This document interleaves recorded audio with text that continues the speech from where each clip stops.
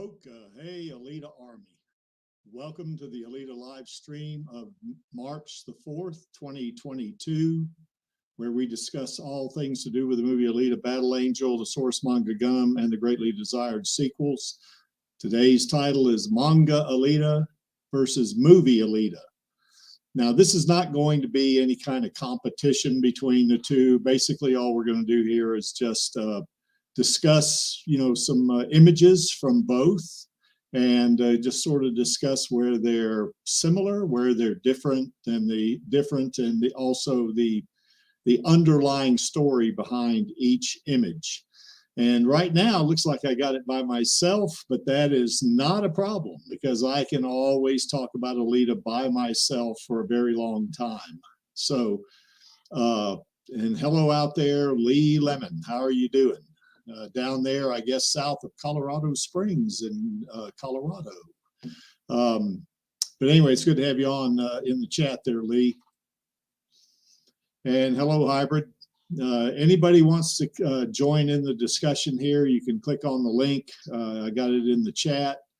And you can just jump on and just, if you only feel comfortable talking for a couple of minutes, that's fine. You can jump on and we can talk about Alita for just that amount of time. Now, as you know, the movie Alita Battle Angel is pretty, I think, pretty faithful. Hello there, Angelus. Yeah, Angelus is at work, by the way. That's why he's not here today. And that's cool. We all got to make a living. No big deal there. But anyway, as I was saying, the movie Alita Battle Angel was pretty faithful to a good bit of the story in Battle Angel Alita, at least the early part of the original series or the original manga. Certainly, it does not cover anything in Mars Chronicles, nor does it cover anything in The Last Order. So, we're going to mainly be talking about Alita Battle Angel, the movie, as it's compared to, or as some of the images come out of Battle Angel Alita itself, or the manga. And you can see those are two pretty similar images right there, although one of them is Motorball and the other one is just Alita standing with a Damascus blade. But both are, I guess the one on the right's a poster. The one on the left is a cover for Volume 3 of Battle Angel Alita. And then, of course, the first thing we want to really talk about is the different bodies that Alita actually has or actually has been integrated with. And I think what that is on the left is just some of the bodies. I remember some months ago we had a kind of a trivia contest with how many bodies has Alita been in, and we came up with the answer 10, I guess is what it was. And in that image on the left, certainly that the image supposedly closer, to us as we look at it is the doll body. And then the next image is the Motorball body. And then the image with what looks like a cowboy hat, that's just a civilian body. And then the image of where she is, looks like she's almost flying there with a cape on, not like Superman, but just sort of, doing that sort of thing there. That's an Imaginos body. And I think that's Imaginos 1.0. Now, in the actual movie, the only two bodies you see in that left image there that are in the movie was the doll body and the Motorball body. And you see it doesn't show the Berserker body there in the manga. On the right, certainly that's the doll body, the first image as you go from left to right. And as we all know, that's the body that Ito had actually built for his daughter, who was killed by Amok, I guess, when he broke into his clinic, looking for drugs. And it was originally intended for her, but since Amok actually killed his real life daughter, he put that body, as we all know, into storage. And, just kind of kept it there. He didn't destroy it. You remember there was a scene where Shirin was surprised to find Alita in their daughter's body because she had thought that, that Ito had destroyed it, but he hadn't. He said he couldn't, that kind of thing. But anyway, that's another story. but he put Alita in that body. And he originally did that, I think, because he wanted his little girl back and that kind of thing. And he was kind of holding on to hope that this new Alita, if you want to call her that, would be like what Alita called, he only wants me to be his perfect little girl, and I think that was his intent, that he wanted to do. Now, later on, he figured out that that's a losing battle. He's not going to be able to do that. So, he kind of caved in. And of course, after Alita was, kind of hacked up, by Gruishka, then of course Ito put her into the Berserker body. And to his credit, he didn't put her into another body. Remember, Ito did have that body that he put Hugo in, and he didn't put Alita in that body. He put her in the Berserker body. So that was a good thing. And Lee Lemon, you can join the stream if you want. It's cool. We don't bite here, and we got 8 people out there, so we don't have a real big audience. So if you're feeling a little nervous, about getting on the stream, please don't. We're real friendly here. Or in this case, I'm real friendly since I got it by myself, but that's okay.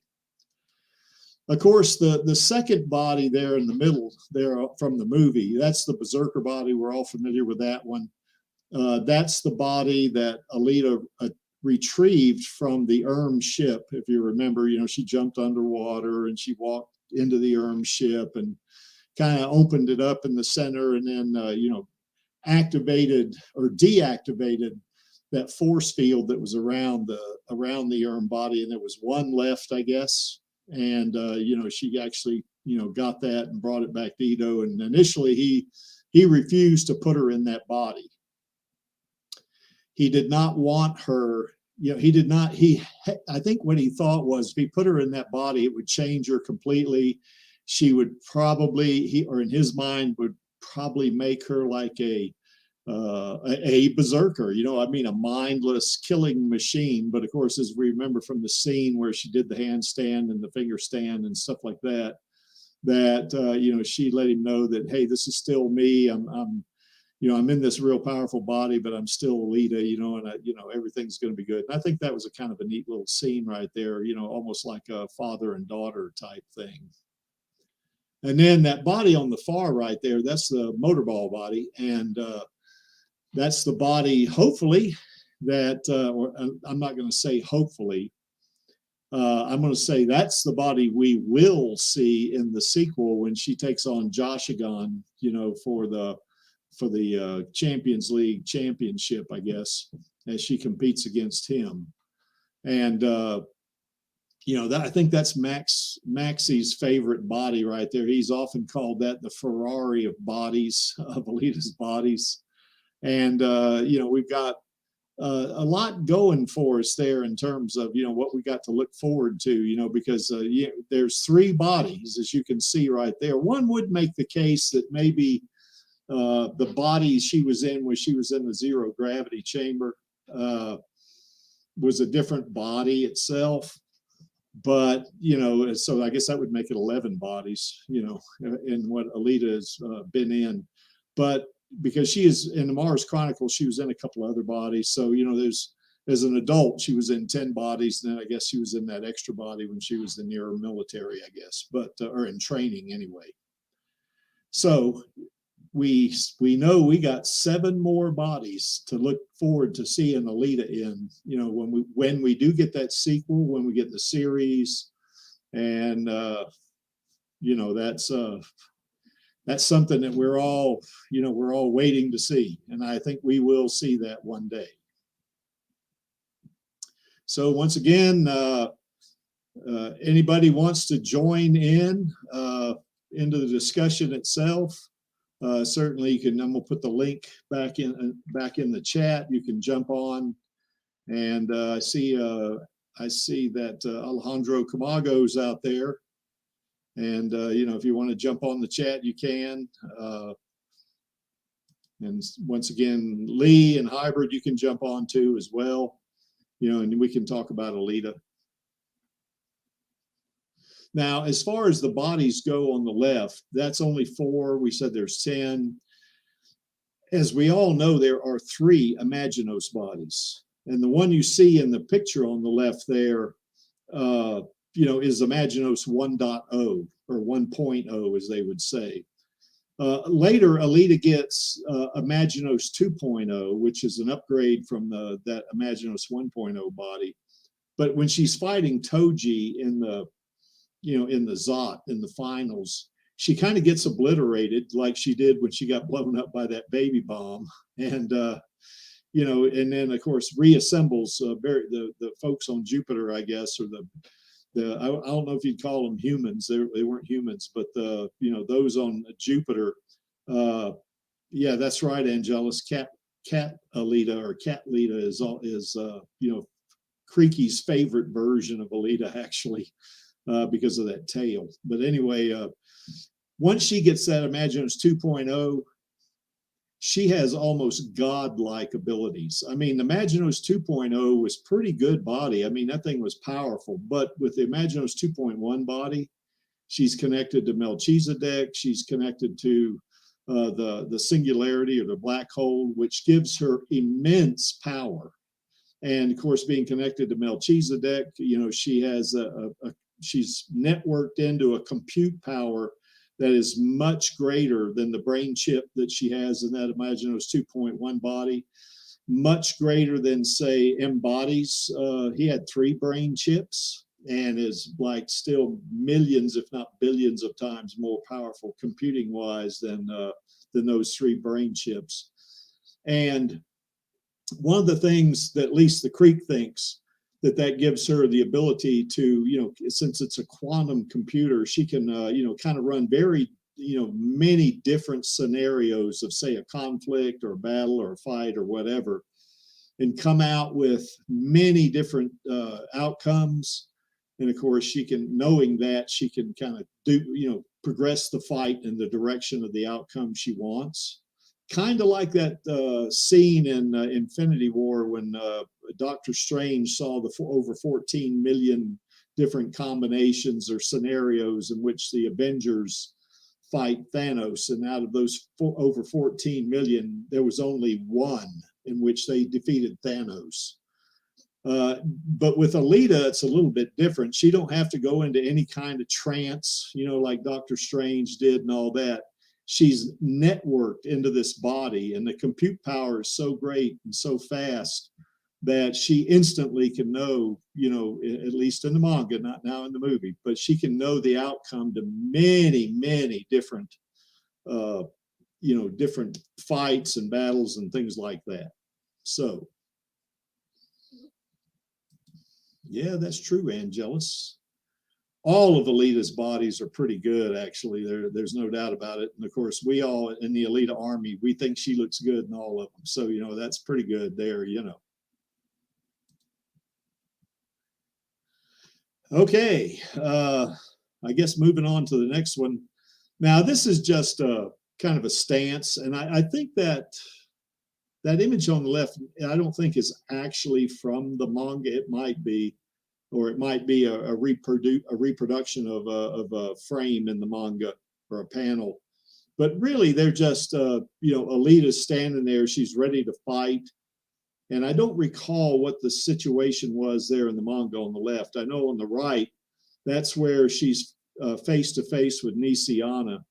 And, Nisiana is armed at this point. She has 2 blade weapons on each one of her hands. You see Alita in her doll body, is not armed. She's unarmed.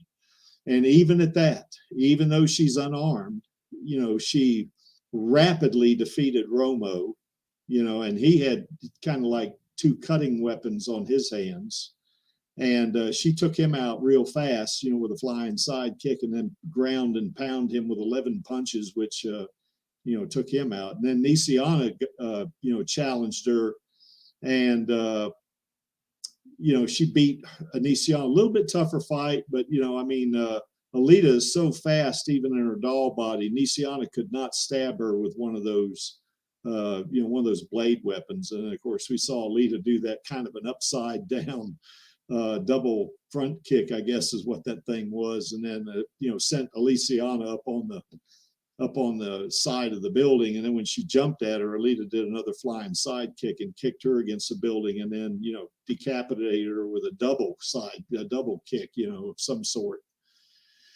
So she really does in that sequence 3 flying kicks. But in both of these cases, yeah, and I think you're probably right, Angelus. That looks like it might be where she's confronting Makaku. That could be where that is, because she's, as you can see, she's in the doll body there, it looks like. If you look at the leggings down here and just looking at her arms, that looks like the doll body anyway. Yeah, that's right, Angelus. Growishka said to Ito, you know, watch her die. Well, you know, he kind of didn't say which one, did he? So, you know, I mean, Alita took care of Nisiana relatively easy, even though initially it looked different, you know, at the beginning.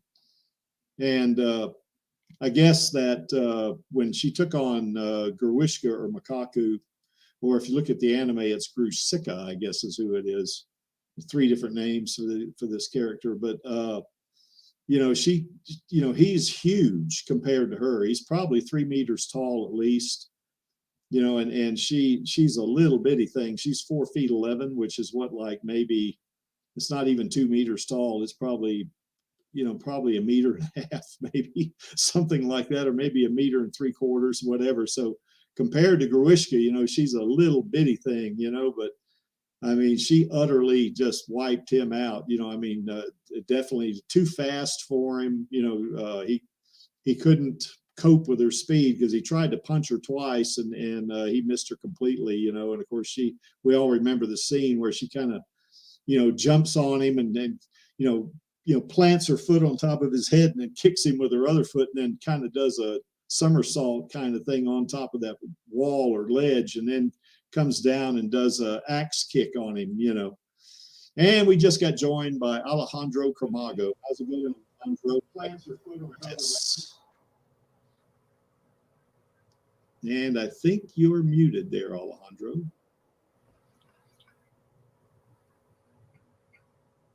Yeah, I think you might be muted. Hello, Greek. Can you hear me? How you doing?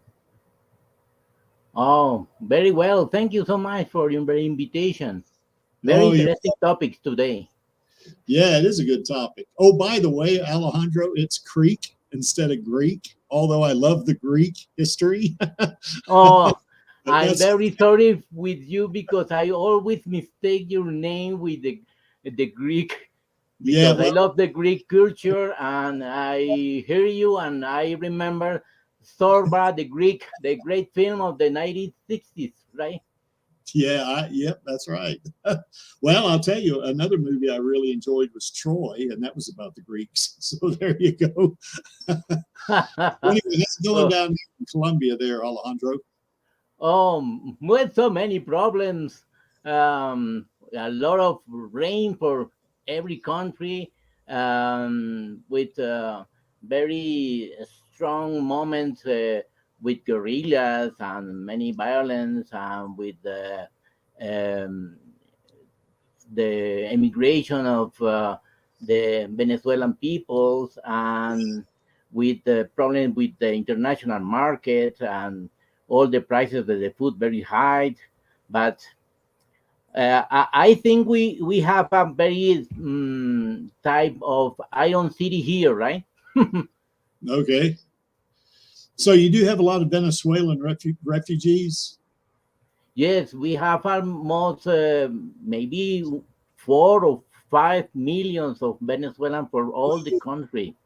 A lot of huge of people coming to this to Colombia because the problem in Venezuela is very hard. Yeah. Well, we'll probably all start getting refugees from Ukraine, so that's coming eventually. Although I don't think it'll be 4 or 5 million, you know, like that. It'll, I think up to the last count, it was 800,000 refugees into Poland, I guess it was. But anyway, that's a sad situation that we don't need to talk about here. We need to stick on to Alita, I guess, to keep our spirits up, I guess. Oh yes, sure, you're right. What's your thought about these 2 images here, Alejandro? You know, of course, we all know that we love Alita and she looks good in any image. But what's your thought about these images? Well, I think it's an excellent work of the people who work in the films, because he was very in deep with the manga books, with the drawing. I think many people of the studies, and obviously James Cameron and Robert Rodriguez, they love very much the art of Yukito Kishiro.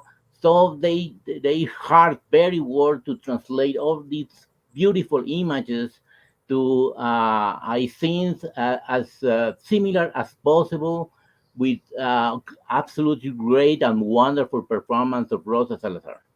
Yes. Oh, yes. Yeah, I think Robert Rodriguez has become my favorite director now because I mean, when you read the manga, I know Angelus and I did that some time ago where we were reading the manga together, kind of keeping pace with each other so we could talk about it. But Yes. he stayed so true to the manga, didn't he? I mean, yeah, there's some slight differences, there's no problem there because you got to do that with a movie, but the spirit of the manga and even a lot of the details were like in the manga. So, I really like that. Now, of course, when I first saw the movie, I didn't know about the manga. I mean, I knew the manga existed, but I hadn't read it at that point. I just had kind of seen it in a comic book store, and that was it. I hadn't seen anything else, about it since then, back in the early 2000s, I guess. But you're right, Rosa Salazar, man, she knocked this performance out of the park. And if putting it in baseball vernacular, I mean, she did a wonderful job on Alita, didn't she? I mean, I just think she is a great actor. And if anybody gets a chance, another series that I finished watching, I guess last weekend or maybe last week, not this past week, but the week before, was Undone.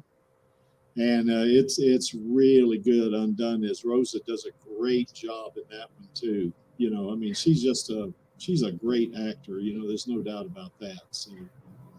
Oh yeah, sure. I remember was the live stream of the last week that you mentioned that you have seen the Undone. Undone is absolutely wonderful work Yes. and beautiful. As you see, this is my first time that I use an avatar, and Yeah. this avatar is taken from one of the scenes of the Undone Ah. when she Okay. is in the hospital. Yeah. Okay. Yeah, So I know. I Rosa's become my favorite actor, I think, or actress, whatever you want to call her. She is great. I mean, yeah, and it doesn't hurt that she's pretty. I mean, Oh, that. absolutely, absolutely, absolutely, yes. And if you see the Undone with Alita, some elements similar. You can see some correspondence because the protagonists are looking the truth, are looking to find what happened in the past. They are going to a journey to discover some some truths that are hiding, that there are some darks that they want to show and to find the truth. And if you see some images, some similar where the camera goes through the eye Yeah. of Alma and Alita, and discover all the immense, the very huge universe that is inside of every protagonist of the two worlds. Yeah. Yeah. Anyway, yeah. Rose is our queen and Alita's our girl, isn't she? That's real good. Anyway, getting back to these two images, I guess the biggest difference in them, she's ready to fight in both. But if you look at the image on the left, you look at her eyes, you look at her disposition there. She's ready to kick some butt. I mean, she's she's ready to take Grishka, or in this case, Makaku. She's ready to take him out. On the right, it's almost like, okay, I killed these two cyborgs, and I'm kind of surprised that I did that. That's kind of the way I see her look. Now I don't think she's scared or anything like that. I think she's just didn't know I could do that. Hello, Dizzy, how you doing? Diz, I'm going to put the link in the chat if you want to come on. There it is. And you can jump on if you want. But in this case, you can see it's like she's surprised almost, or like she's looking at, in this case, Nisiana with wonderment. I mean, it's like, whoa, I didn't know I could do that. Whereas on the left, she's got to look at, Makaku, you're about to die. That's what I guess that's the biggest difference in the two images in terms of the underlying story, So yes, very good point, because if we see the face of Alita is just reacting in the moment, but it's not expressing some hungry or furious. This is acting depending of the moment, and she's in the very first moment that they confront another cyborg in that way, yeah, and it's so natural to acting, and letting that the body run from the scenes and reacting from the threat of for the cyborg that wants to kill her, yeah, and it's so natural that it's surprising, as you mentioned, because yeah, it's surprising that just a little girl can react in that way. yeah. And in case of the one on the right too, you remember she did that flying sidekick on Romo, and that was out of like protecting those she loved. I mean, here's Ito. He's about to buy the farm, as they say up here. Up in North America, we use that term. If somebody's about to die, they're about to buy the farm. Well, he was about to buy that farm. And it's like Alita's muscle memory, if cyborgs had muscle memory, but at least her hidden memories, came to the surface, and she was able to, take action, and it was instinctive, So I think that whole protecting loved ones, uh, the whole innate ability to fight, that all came out right there on that very first confrontation, didn't it? Yes, it's a emotional reaction, I think, because when he's punching against Romo, and Romo is on the hurt, you can see the face of Alia. She's very hungry because he wanted to kill Dr. Ito, Yeah, and the furious in that moment is very clear. That is when she expressed with all the heart, and that gives you the strength to get that punch on the face and kill Romo. I think every one of us was surprised in the world. Wow, this is the first kill in the movie. It's incredible. yeah, it was spectacular too, wasn't it? I just want to say one thing. Yeah, Dizzy, we here in the States, we use that term too. So anyway, you're right though, Diz. uh, I guess the picture on the left, though, or the image on the left, I don't think she's surprised at all. I mean, as a matter of fact, at this point in the manga, I think she knows her fighting abilities already. I mean, it's not like, she's surprised by, oh, wow, my instincts kicked in and I did this great stuff. She already knows at that point in the manga, doesn't she? She knows what she can do, and she's about to take care of whoever this is, in this case, Makaku, and she knows exactly what to do. So I think that's another little bit of a difference between the two images here. But yeah, they look pretty similar, don't they? Uh, from the manga and the movie. And I think that's kudos to Robert Rodriguez for translating that over as good as she did. And kudos to Rosa Salazar for doing the performance that brought that whole thing to life. I mean, it's just spectacular in my opinion. So, okay, I guess the next one is the elbow blade. Now, I guess in the manga, Alita uses the elbow blade, quite a bit. In the movie, she doesn't.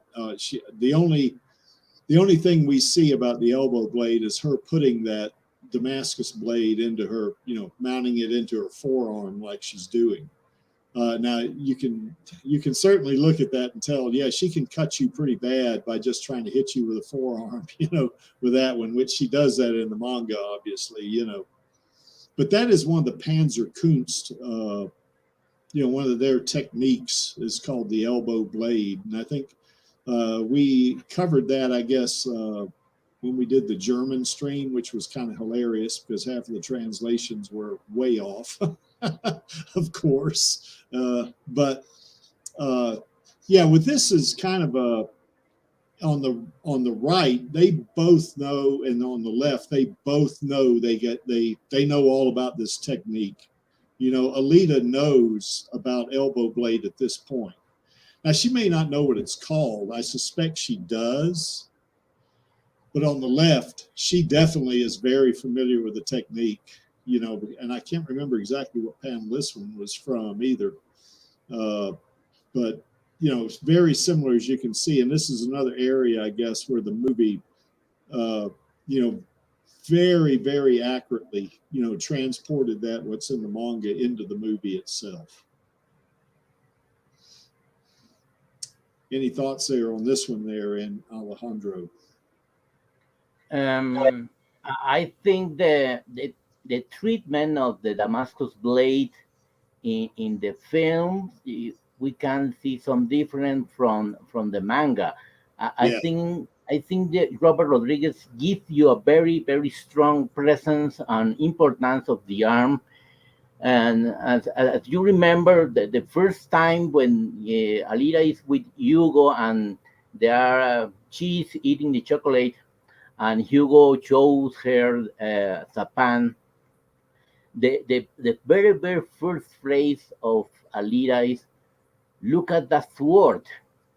She's not impressed in fact for Zapan and for his body. It's only for the Damascus blade or the sword. I think looking Machete, I think Robert Rodriguez translate the this image, this treatment so special for the arm from this old film to the Alita, giving so a strong sense with the importance of the arm in the film that you don't find it in the books. What do you think? Yeah, I agree with you. It's a little different there because what she has a Damascus blade on the right. On the left, that is not the Damascus blade from the manga. The Damascus blade from the manga is really big. It's almost like a huge, almost like a switchblade looking thing, and it's huge. It's as big as she is. I think that there is just a blade weapon that she has, but it's still, the idea is the same. By the way, you mentioned that movie Machete. I like that movie. That Danny Trio, I really like him. I think he's a good action, type of actor and that kind of thing. I first saw him in Con Air. He played a guy named Johnny 23, which the 23 had a specific, he had kind of had his way with 23 women, but he told another convict that if they really knew the truth, that it would be Johnny 600, something like that. But anyway, he played a bad guy in that one, but he, in that movie Machete, I like that movie quite a bit. It's really neat. And it's really neat how he and Jessica Alba ride off on the motorcycle. I really like that one too. That's pretty good, But okay. Well, another thing, Greek, about the blade in the difference between the mangas and the film. Well, I haven't so many books of Yukito Kishiro. I only have bought only 3, but I checked that the origin of the Damascus blade it was made from Syria. I was very surprised because I thought as a film that the sword was made by the armed technarchy, but in the manga, the origin of this blade is from the country of Syria. There's a very, very big difference of treatment. What do you think? Yeah, well, Damascus is in Syria, so yeah, I could see the tie there with the name anyway. And of course, in the Arab world, especially back in history, they used blade weapons a lot. So yeah, I could see the parallel there for sure. Yeah, I like what Hybrid says here is that Alita, she's going to act on a belief, right or wrong. And that I've always said, that of course he says, in the manga she's kind of reactive, and in the movie she's proactive. Yeah, I think for the most cases, I think she's kind of reactive in a couple of places, but in the movie. But yeah, I agree with you. She's mostly proactive in the movie. You know, but I think I've said several times that Alita is basically a good person as a character. I mean, granted, she's a fictional character. There's no doubt about that. But mostly she's good. But she does have her moments, doesn't she? where she kind of goes off half cocked on some things and kind of is, you know, uh, very impulsive in some cases. Like for instance, when we've had this discussion where she jumped down the hole that Grishka created in the floor of the Kansas bar. I know she was going after him because she she couldn't stand by in the presence of evil. I get it, but that was kind of an impulsive move, though, to jump into that hole like that, not knowing what was in there, she's just going to do it. She's going to act, is what she's going to do, and it's not like she wants to try to figure out, kind of weigh all alternatives and stuff like that. Now she may do that like in Motorball when she's playing. We talked about that, I guess, a couple of weeks ago, where she comes up with a strategy before the match, but when she's actually fighting or she sees a situation, she's going to react to it. She's not going to sit around and debate about it and analyze it and stuff like that. She's going to act, especially when someone's in danger or something like that. She is definitely going to act. She's not going to talk. She's going to act. We also talked about that, in a stream several months ago where we, put her up against Thanos, that, she's not going to, if she was to fight Thanos, she wouldn't care that he's the mad titan and he's this powerful being. She's going to act. She's going to try to cut his head off if she can. So and that's another thing about this character I really like. She's very very proactive herself. She's very in the movie anyway, she's I see something, I see an objective, I am going to achieve it. Yes, she's very impulsive. She moves from the emotions and for the reaction in that specific moment. She doesn't think. She acts immediately and gets a solution, killing anyone against her. Yes. And like I've said many times, that's our girl right there. And you don't want to be her enemy. Oh no, sure not. You definitely don't want to be her enemy. Particularly in those Imaginos bodies, you definitely don't want to be her enemy in those bodies. You don't want to be her enemy in any body, but in that Imaginos body, any of those three Imaginos bodies, you definitely don't want to be her enemy, or say that Berserker body or the Tuned body. You don't want to be her enemy. I mean, she would, if she was your enemy, she would be a force to be reckoned with. I mean, that'd be a pretty big challenge, I think, because she is such a great fighter. Now that said, she's a good person at heart, I think. And you could kind of tell that from the movie. And there are times in the manga, mostly she's good. I mean, she does have her moments, like I say, but mostly she's she's kind of doing the right thing, I think. But I kind of liked what Hybrid said. If she sees something, and whether it's whatever her belief is about that, she's going to act on it, whether it's right or wrong. She's going to do it. I mean, that's she's not going to try to negotiate anything or anything like that. She's just going to go for it. So, which is another thing I like about her as a character. Yeah, sure. I think indeed she's a very good person. And I'm sure it's so nice. a very good personality, and she the first expression of the you expect of a girl like this is the love. But the problem is this the environment of Iron City is so violent, so hard. Uh, if you feel that in the first sense of the film, after she eat the orange, he goes to the street and almost a car almost crash her. It's incredible because if Iro don't save her, she Uh, can be killed, and the very few minutes after the beginning of the film, that is so hard, and that is the reaction for that word, so violent, so hard, because he has to react against her, for her and for her the people who she loves. yeah, that's right.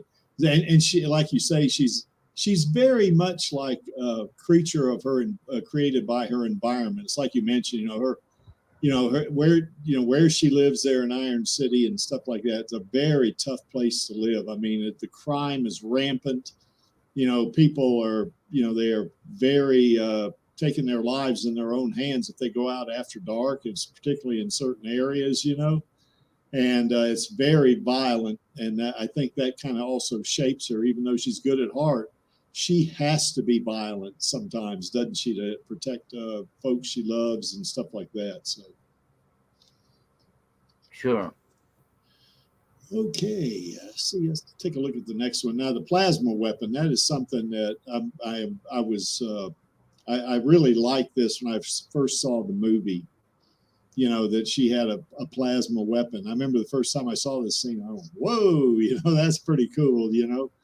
But when I started reading the manga, and I saw she had a plasma weapon there, I thought, wow, that was pretty thoughtful, or at least, I thought Robert Rodriguez did a great job on translating that over into the movie too, because the temptation would be just to have her have a weapon that was like the sword itself was the only thing that had plasma on it. But no, he worked it out to where that plasma is inherent in her body. I mean, she don't need that sword to have a plasma weapon.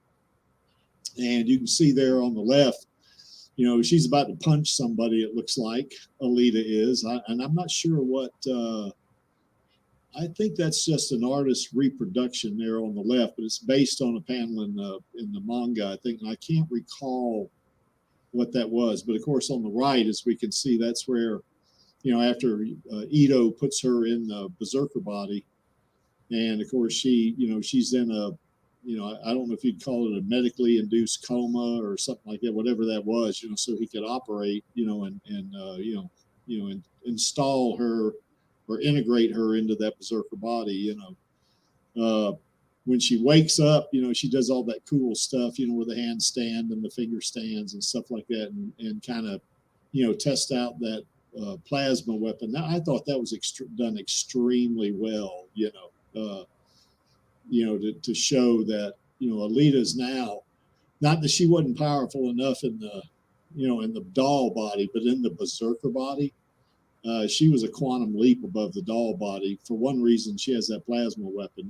Plus she's faster and stronger in the berserker body. So what do you think there, Alejandro? Yes, I think in the picture of the film, when she's discovering these new weapons, um, she sees like something so natural, like a candle, or like something that is natural for her. You can't see any surprise indeed. Just Yeah, checking the finger, just checking the arm, how the plasma is going out from her body, and Dr. is explaining about the nature of the plasma, that he doesn't know anything about that, because she didn't come with a manual. So it's a very very strange weapon, and nobody knows nothing about that. But for Alita, discovering her body, it's like recovering something that maybe he forgot many years ago, but it's so natural. And in the treatment in the film, the plasma it's not a weapon like a laser or something like that. Yeah.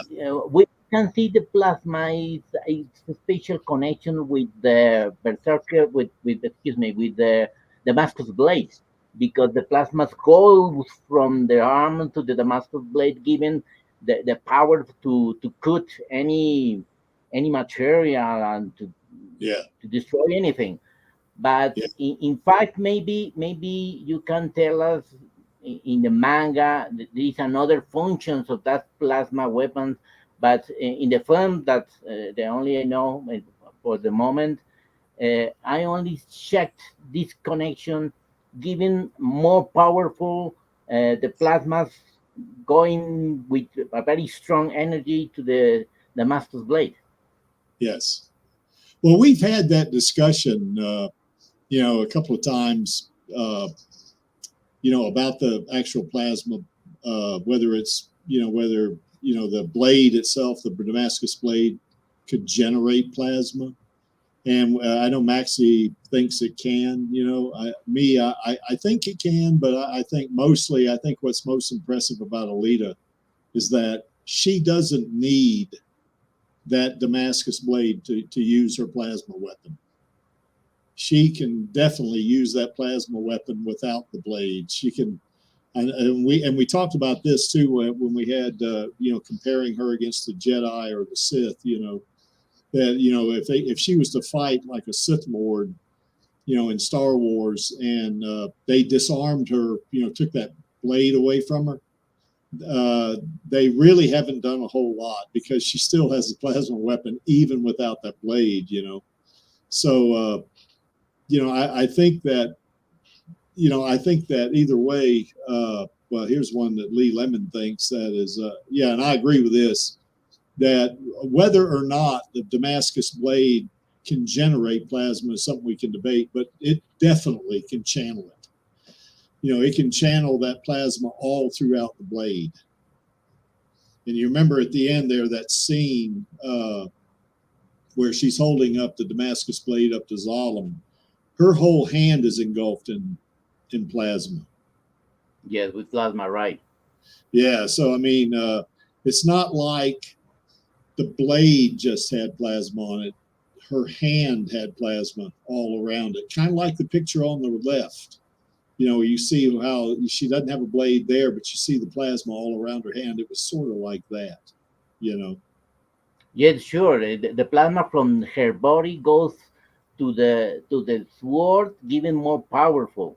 And I think the treatment in the film about the Master's blade, I think is the importance of this weapon is because it was uh, it was forged by the armed Ternarchy, and it's part of her very deep nature because he comes from the arm too. So I think the importance of this weapon is because it this weapon comes from the past, like her berserker body. Yeah, yeah, she's definitely powerful with that plasma weapon, whether or not she has the blade or not. So we've often said on this stream too, and I think a couple of times we've said this on the Radio Chaos stream, that Alita is not a superhero. She's a cyborg, and she's living there in the future in a very dystopian city, which is remarkable that they're as organized as they are, but they don't have that many laws to protect people and stuff like that. But it's amazing, that she's able to, pick up and survive so easily. She adapts very well, and she does have superhuman or superhero level abilities. And that plasma weapon gives her one of those abilities. And the fact that she's so fast too, and you guys have heard me say this on other streams, but I've calculated her speed, when she was running, or estimated her speed running in the factory, taking out those Centurions, and this is with her jumping around, turning, spinning, swinging her Damascus blade, stuff like that. Her average speed through all that was about 125 miles an hour, and of course she could move 100 miles an hour on the motorball track. But she, no human being can move that fast. And certainly no human being has a plasma weapon like this. I mean, no human being can inherently control plasma. We just don't have it. Now we do have like plasma torches to do welding with, stuff like that, but we don't have this ability as humans. So she's very much like a superhero in a lot of ways, but she is not. She's just a person that lives in Iron City, and she's surviving. Now she is a hunter warrior, I guess. In the in the manga, she does a lot. He does a lot of hunter warrior stuff, and hunts down criminals and things like that. In the movie, you don't see that. Where she's, it looks like she goes directly into motorball. Now she did mention to Hugo that when he said he needed 90K to get to Zalem, she said, well, I could collect that in bounty. I can find out who has the biggest bounty on their head and take them out. So she was a hunter warrior right then. At that point in time. So, she is she's elite among the people, whether they're human or cyborg. She's elite, among those folks, among all those people there in Iron City. So, and I apologize, Alejandro. I kind of ramble sometimes when I'm talking about Alita. So, sorry about that. Oh, no problem. No problem. So anyway, we really like our girl having that plasma weapon, and certainly she knows how to use that Damascus blade. And then there's that blade I was talking about a while ago on the left. You can see it's very big. It's almost as big as she is, And I think there's another couple of images coming up after this one. But you can see her jumping there, and then she's going to, in both cases, she's going to swing that Damascus blade at an opponent. I don't recall, it's been a while since I read the manga, but I don't recall who she was fighting there on the left. On the right, of course, she's going after Gorwishka, So, Angelus, yeah, that's right. I can ramble about Alita, yeah. Because they're tired of hearing themselves ramble about Alita. I guess compared to Angelus and Maxie and some of the others, I'm kind of a newbie. Although I've been with the Elite Army for 2 years, I think, it's 2 years. 2 years this month actually, and they've been around longer than that. And I guess it kind of tickles them sometimes, So, but you're right there, Angelus. I can definitely ramble about it. So you guys probably get some relief, not, knowing you don't have to ramble about it so much. And of course, her blade, as Hybrid points out, is kind of like you could almost think of it as a symbiotic relationship almost, because that plasma is engulfing that blade and it conforms to it perfectly, And we also had that discussion, I guess, on a stream that we had Mike Reyes on when we were talking about, the Alita versus a Jedi or the Sith, whether or not that plasma or whether that Damascus blade with the plasma engulfing it like that, how it compares, to a lightsaber, and it's, I think we came to the conclusion that if the lightsaber was to really hit the Damascus blade, perpendicular, it could cut it in half. But I think Alita is so good with that weapon, and the fact that she has plasma, like that, she can be effective against a Jedi or a Sith Lord that has a lightsaber, and she can fight with it in such a way that that the blade will not, be at risk, in terms of being cut in half or something like that. So. But I think in this picture that you bring us, the way that she used the Damascus blade from the back to the front, cutting Grewinska in two parts, Yes. It's like a movement, like a samurai. It's more oriental, Yeah. and I think it's giving the impression that they received some. Obviously, the Panzerkunst art includes many oriental exercise and movement, like the samurai using a weapon like that. That's in the future is it's like giving the path from the very old ages to the present, but Yeah. she's using his arm in a very special way, like this kind of special monks uh, with a very high spiritual level. As you mentioned, uh, the phrase in the Kansas bar, "I don't stand by in the presence of evil," it's Yeah. like a mantra. In fact, Yeah. it's like a special sentences with a very religious aspect, and I think it's like bringing us that. Kind of preparation and training, very special and spiritual, that is recovering when the fights against Grewinska, because the Grewinska is the biggest enemy of Alita, but obviously is the person that most help her to recover the very special nature that she really is. Yeah. What do you think? Yeah, I think so. I think the fact that she had to fight Gerwishka because, one of the things about Panzer Kunst Force is that, it enables, the practitioner to fight larger opponents effectively, and she did fight Gerwishka effectively. Certainly in the last fight, it was real effective. I mean, it was like 10 seconds, she had him cut in half. I mean, that was pretty effective right there. But even in the second fight, when she lost the fight, she a couple of times came really close to beating him. Like for instance, when she kicked him up against the wall, and that rock fell in front of him. If that rock had fallen on top of him, it would have crushed him. But it fell in front of him, so he could get out of it that way. But if that large rock had been just 2 feet, closer to the wall on top of him, he'd be dead, even in that fight. And when she rammed her hand into his eye, and I think this is an impulsive thing, maybe she didn't think of at the time, where she just broke her arm off in his eye. If she could have grabbed his brain somehow with her hand in there like that, she could have killed him then.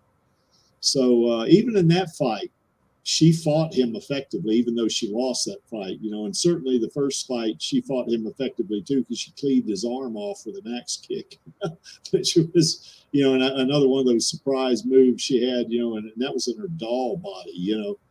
And that was a neat thing about her fighting them that first time, those three cyborgs. She was unarmed and in the doll body, and she literally kicked their butts. I mean, she just destroyed them, and it Sure. killed them and badly damaged the third one.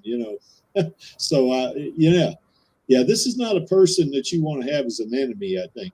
To Lee Lemon's point, that Damascus blade in the manga, is more, he's right, it's more like a giant switchblade, it's kind of what it's like.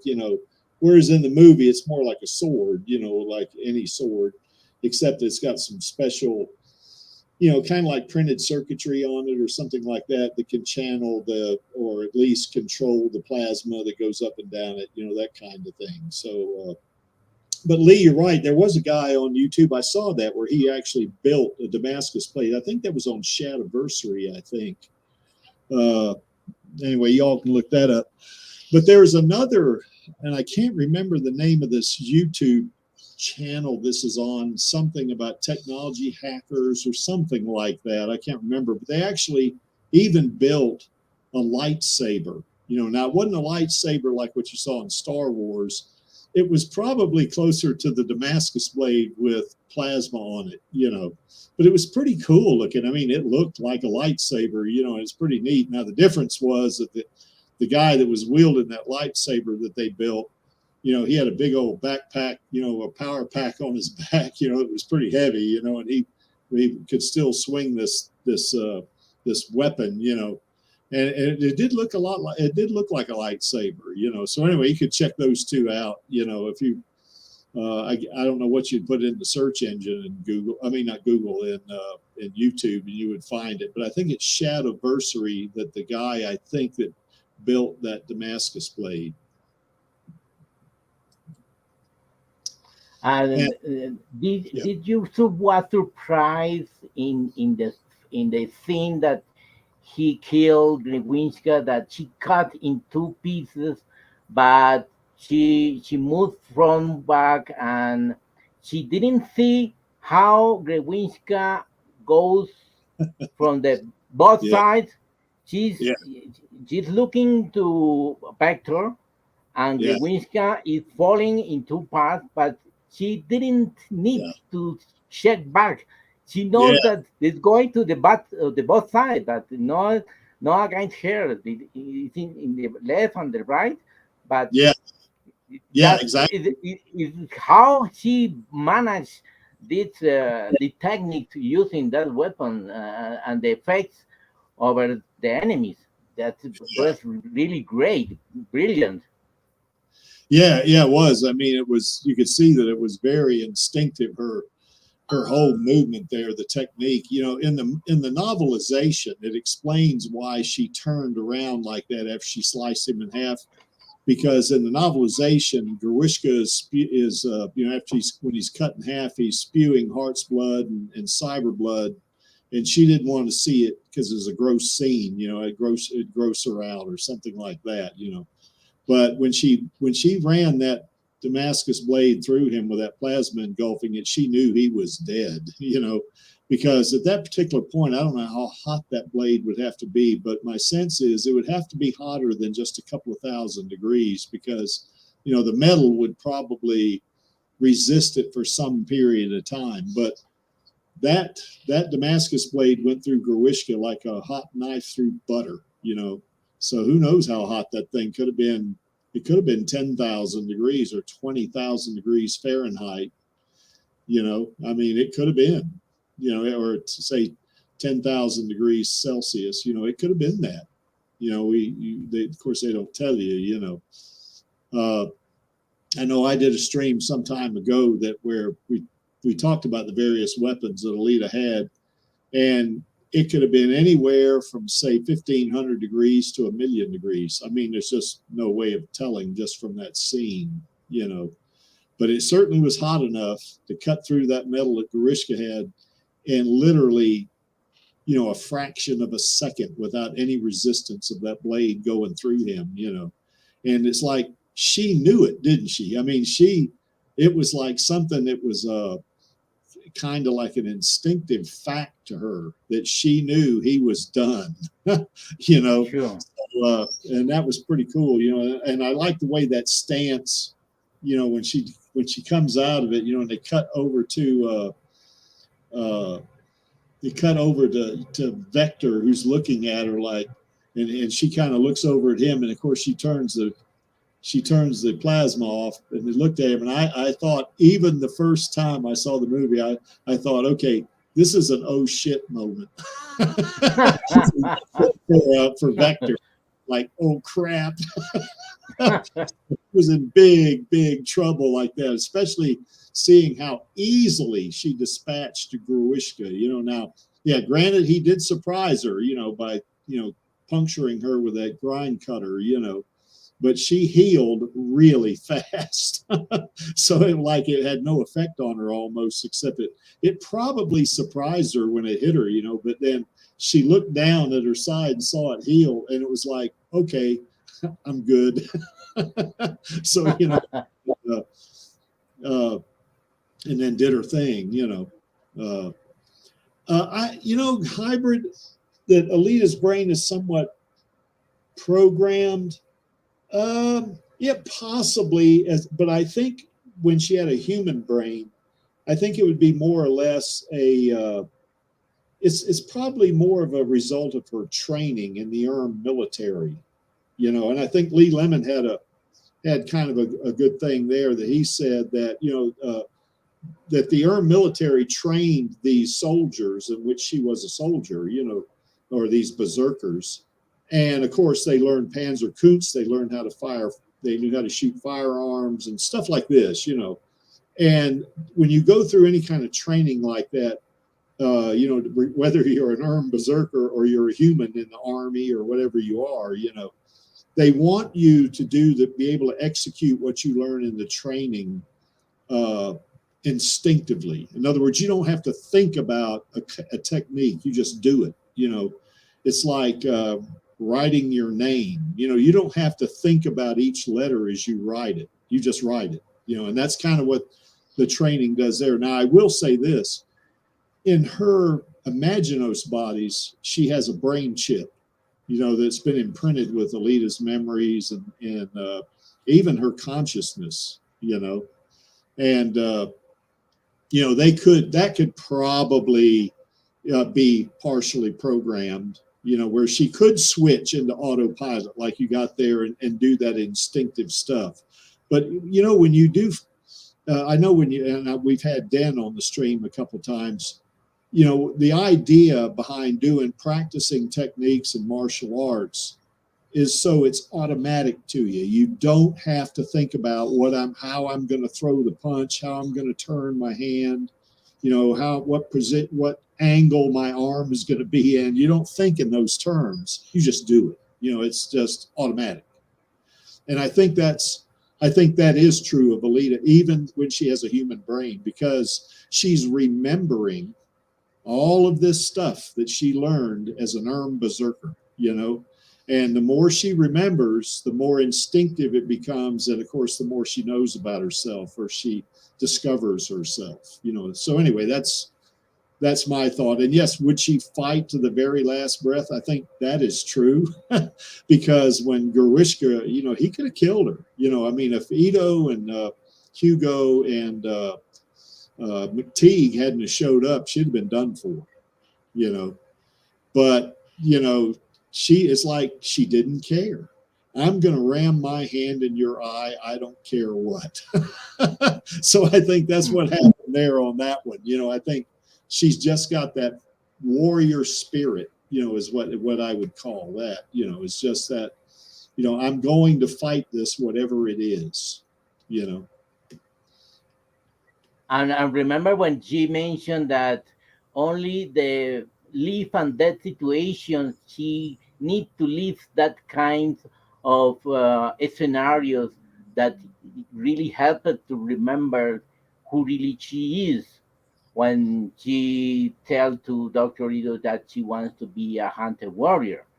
Yeah. And because the very dangerous moments she remembered all the many situations in the past. So this is the response that these blanket spaces in the brain, because Yeah. only this very dangerous situation helps us to remember. And another thing that she is going in that way. Remember when the second time when she's in front of the mirror in the room of the Dr. Rito's daughter, Yeah. that she's training and making some movement in Yeah. the martial arts.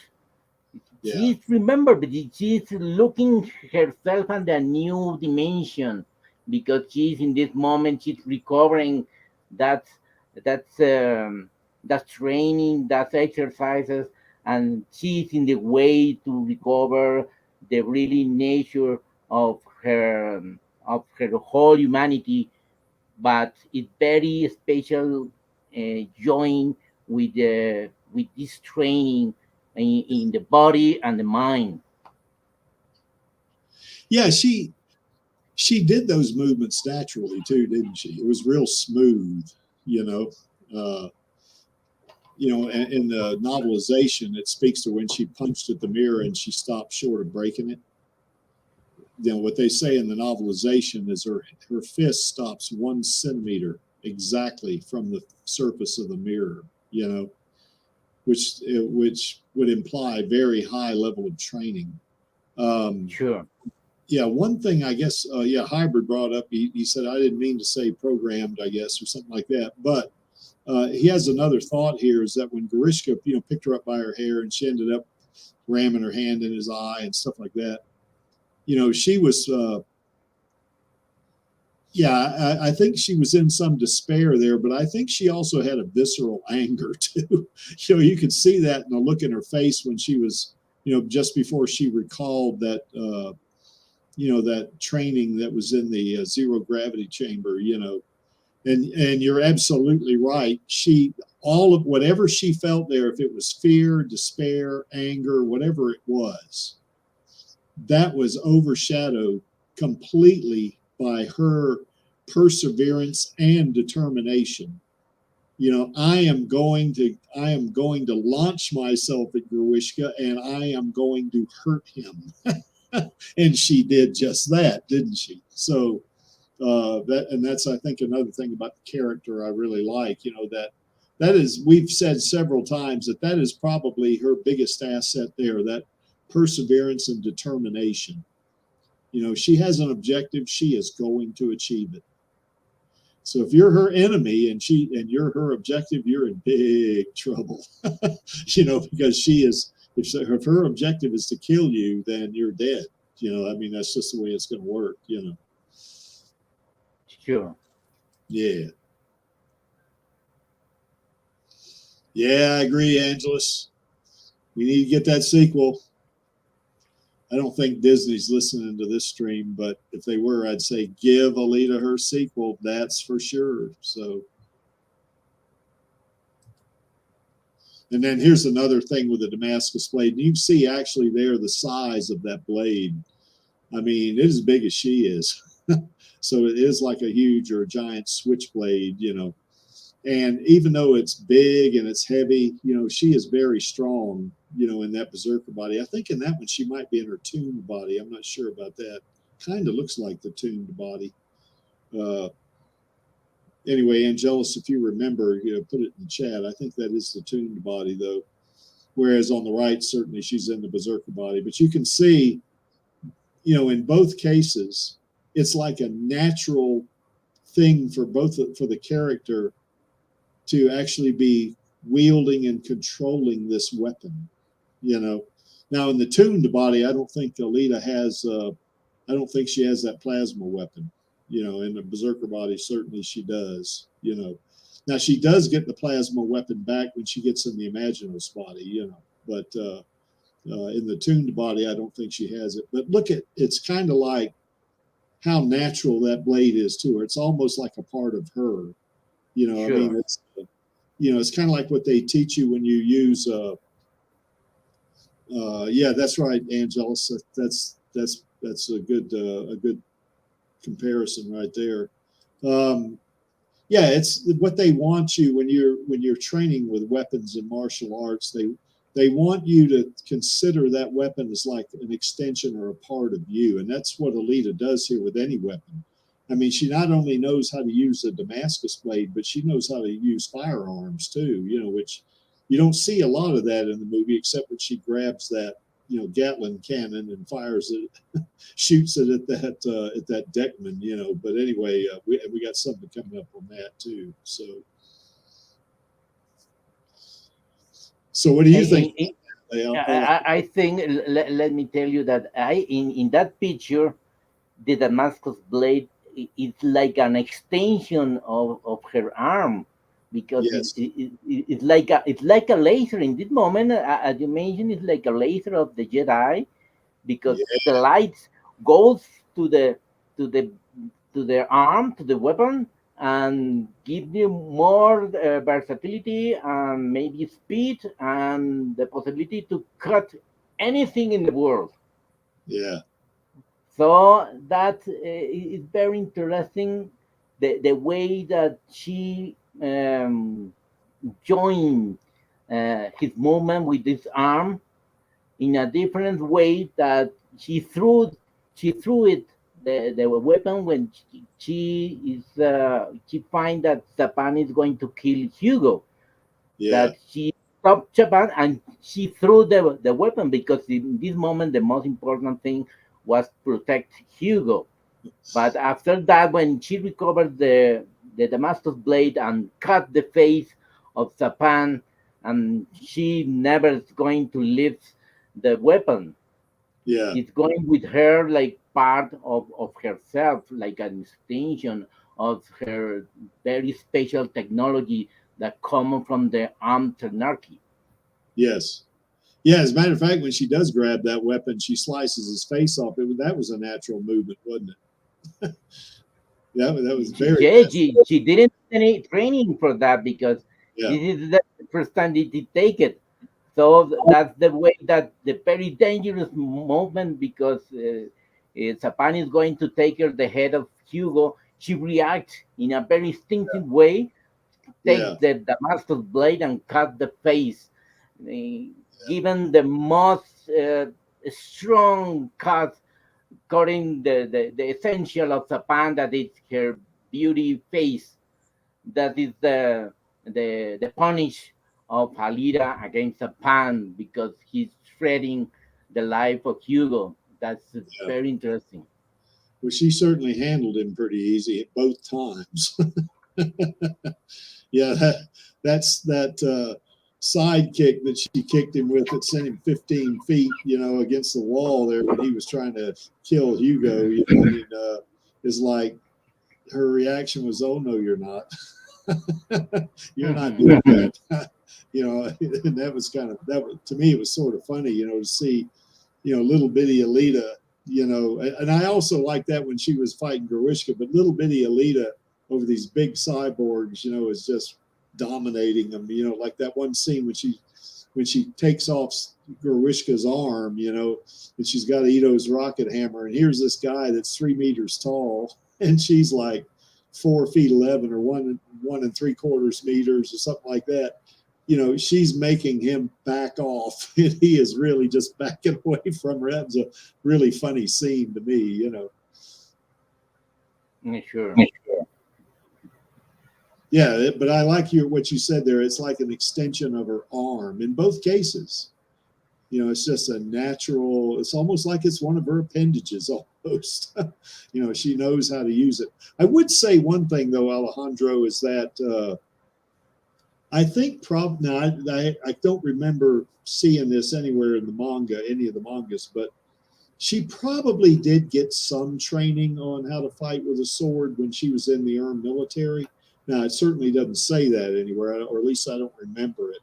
But my sense is that she probably did get some training, on that somewhere, but it's not in the manga. But it was still, either way, it was very instinctive the way she wielded that weapon. So Demi, you remember in the manga books, the arm that he is using in the moment that he's going to the tube to stop Hugo to go to Salem. yeah, I think in the drawings of the manga, the book number 3, uh, she's not using the Damascus blade. She's using another kind of knife. I don't know if you remember that. yeah, I do remember that. Actually, it was more like a really, really stout knife, wasn't it, or a short sword of some sort. Yeah, that wasn't a Damascus blade. Yeah, that's exactly right. But Now here in she is. the film, the Robert Rodriguez uses very very strong presence of the Damascus blade, like a part of Yeah, Alita in and all the treatment of the scenes with this weapon. yeah, and I like that too. Yeah, I like that a lot. So, and here's Alita now. She's kind of, she's cut Grishka in half on the right. I can't remember on the left. She's on some. I can't remember if she's in the factory or if she's on a spacecraft. I can't remember which. But anyway, that to me also looks like the tuned body, but I could be wrong about that. Angelus, if you know, put that in the chat. But that Damascus blade on the left, that's a big weapon, and that thing's heavy. Now, what I was able to do is compute or estimate Alita's strength, and she is strong. I mean, she can curl 800 pounds, which is amazing. That's about like 300 kilograms or something like that. That she can curl 300 kilograms with one arm, there is no power lifter. The Creaky can't curl that. That's for sure. But if that Damascus blade is real heavy, it doesn't matter, because she is so strong that Damascus blade to her is like a light. She can wield that thing like it weighs an ounce. I remember some little stream before that you mentioned that the body of Alita should be very heavy, right? Well, we talked about that. That the doll body we was pretty sure was fairly heavy. Now I know we had a stream. I don't think you had been coming on streams at this point. This was probably over a year ago, but we were looking at we were trying to determine how heavy Alita was, how strong she was, how fast she was, and stuff like that. Welcome, Kingsler 91. How's it going? Pretty good. How you doing? Doing okay. Cool. So anyway, we were, we got Alejandro Camago on with us too there, Kunstler. So welcome aboard, as they would say. We were discussing, I think Dizzy, was on this stream, and Maxie and Angelus and I, and there may have been another person. We were talking about, how heavy Alita was. And we kind of came to the consensus that in the doll body, she was heavy, because when Hugo tried to pick her up, he said, "Oh, you're heavy," which I've always said that's the stupidest thing that a guy can say to a girl he just meets. But anyway, but that is what it is, But she was probably fairly heavy in that body, probably at least 200 pounds, maybe 300 pounds. I think at one point Dizzy thought she might have weighed as much as 800 pounds. That's possible, because Hugo didn't just lift her, by himself. I mean, she actually helped. She got up, but even if she weighed 300 pounds, that'd be heavy, for someone like Hugo. Now, I've always said I thought Hugo was a wimp, particularly Manga Hugo. He's not very stout at all. Now, movie Hugo, you can look at him. He's got some pretty nice sized guns on him, or fairly nice sized guns. So he's probably not a total wimp, but I think he's not. I don't think he's a real strong guy, even in the movie, But yeah, we thought that maybe she was heavy in the doll body. We weren't sure about the the Berserker body, because it being ERM technology and being much more advanced than anything they had, on Iron City or Zolom for that matter. That it could have been a very, very sturdy material, but be ultra lightweight, kind of like a carbon nanotube, kind of alloy, let's say, with not steel, but some other metal alloy that would give it a really light, like titanium or something like that.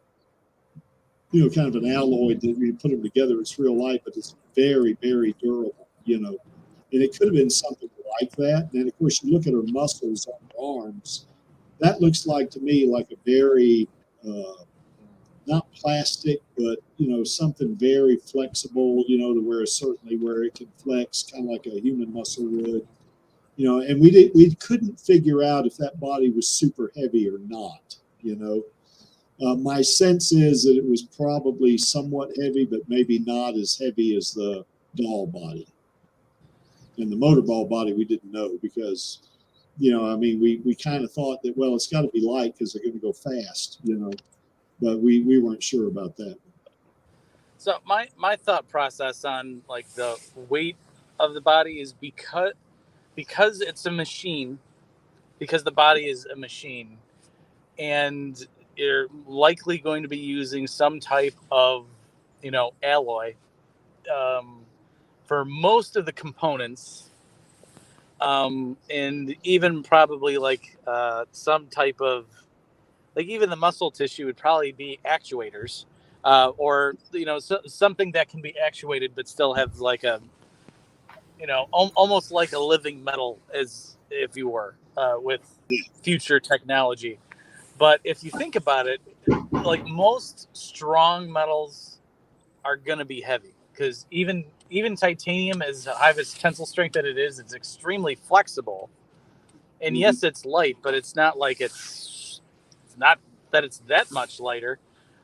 Yeah. Like give aluminum. Engines are mainly made out of aluminum now. And when you look at how much space they take up, they're still like 5, 6, 700 pounds. Yeah. So, and they still take up a relatively small amount of space. Yeah. Too. Yeah. So I would venture to say that in most of her bodies, she's probably 600 to 700 pounds. Easy. Oh, yeah. I think Dizzy thought that too. I think Dizzy thought she even weighed as much as 800 pounds, Yeah, So I could easily see that. that. It could be.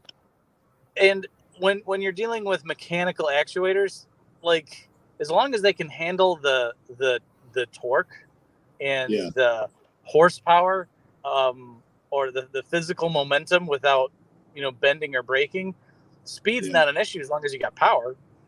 Yeah. She definitely has power and she has speed. So yeah, if she weighed 600 pounds in that berserker body and ran as fast as she did in that in the factory when she was taking out those Centurions, I mean, that's a lot of kinetic energy right there.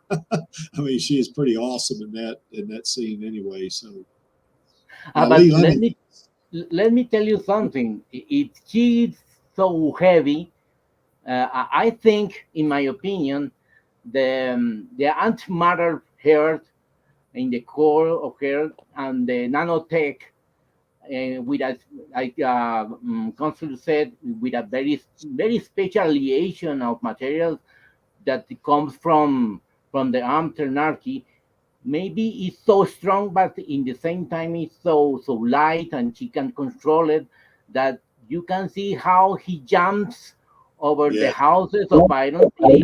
And I am pretty sure that these houses they are not so strong to receive a very heavy body with 800 pounds over her, because it goes through the hair, making a hole in the roof.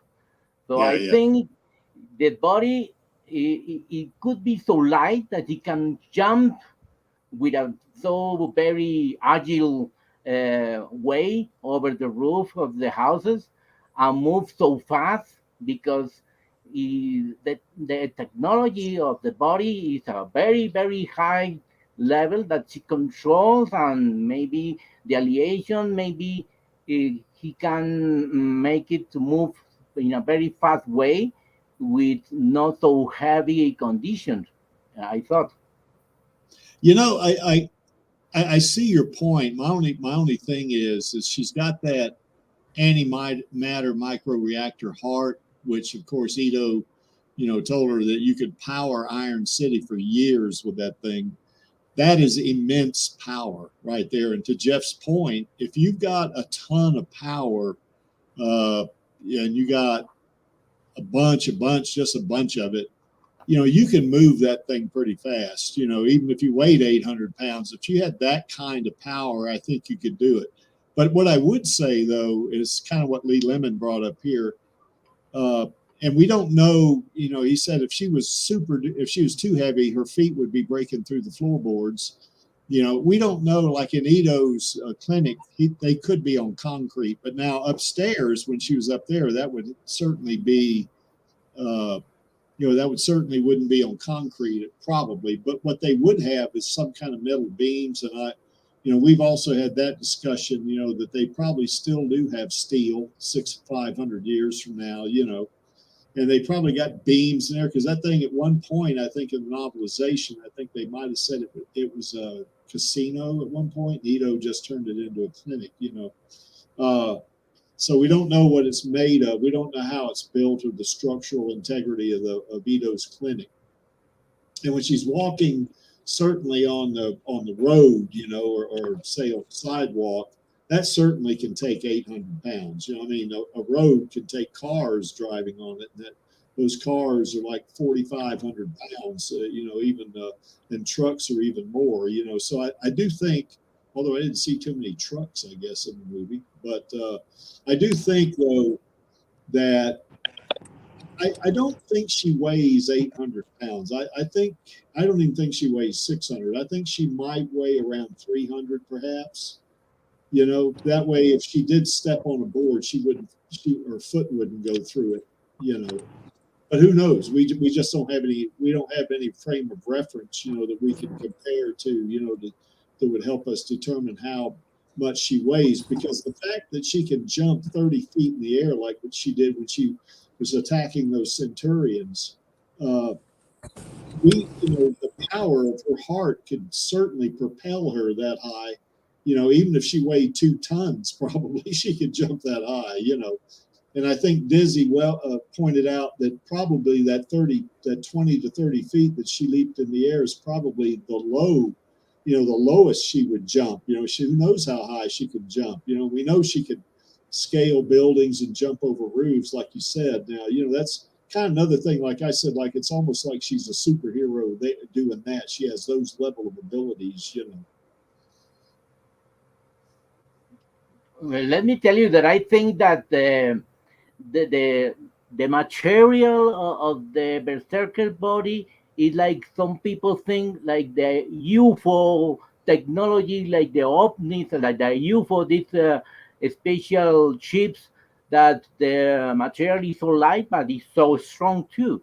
Okay. So you can have material with a very special design that has a very, very strong material, but it's very light at the same time. Could be, yeah, we were unable to really determine it. If it was some kind of carbon nanotube composite alloy with who knows what metal, it could be like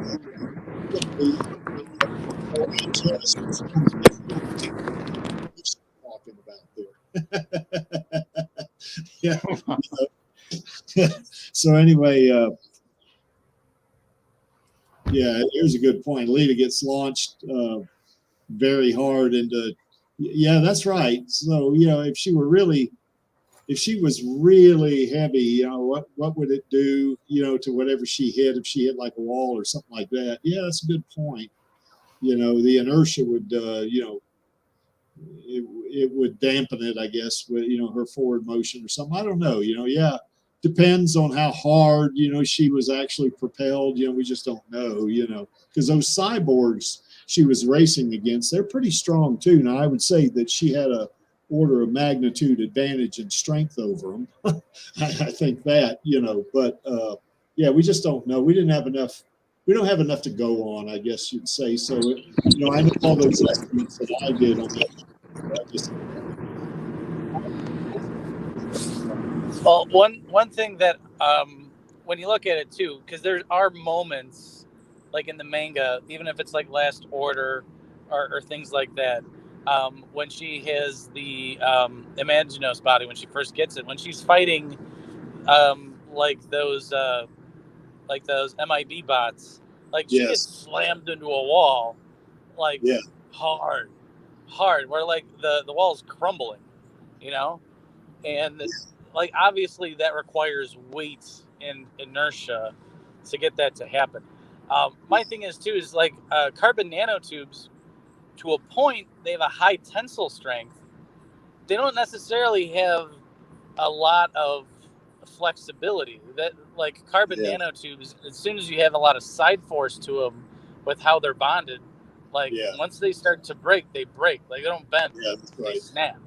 So like even carbon nanotubes, I don't think would work because it, like, again, they have high tensile strength as far as one direction, but it's not an overall strength. So they have their applications, but I don't think a cyborg body would have that.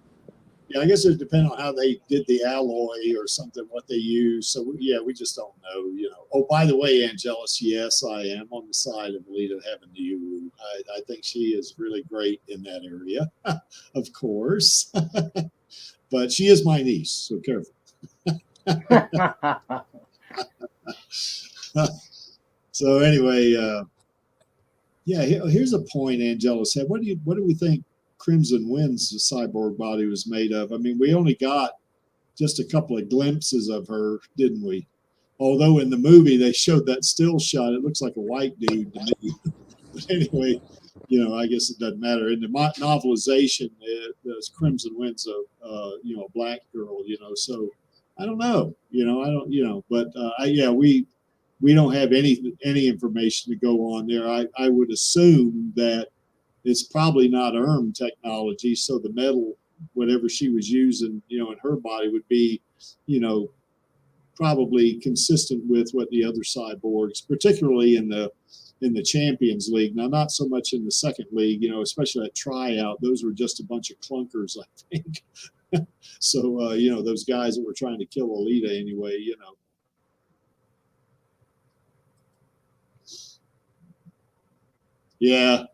Yeah, that's a good point. We just don't know what that level of technology, you know, trying to guess what kind of technology we have. You know, they may have some kind of force fields, you know, around the body somehow. Who knows, you know, although I don't get the sense that they did, you know, but yeah, we just don't know.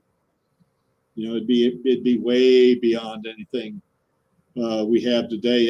Because I know I've talked about this, comparing her to like Iron Man. You know, I mean, Iron Man's pretty cool. He's got nanotech and all that. But he's at least 200 years behind Alita in technology, you know.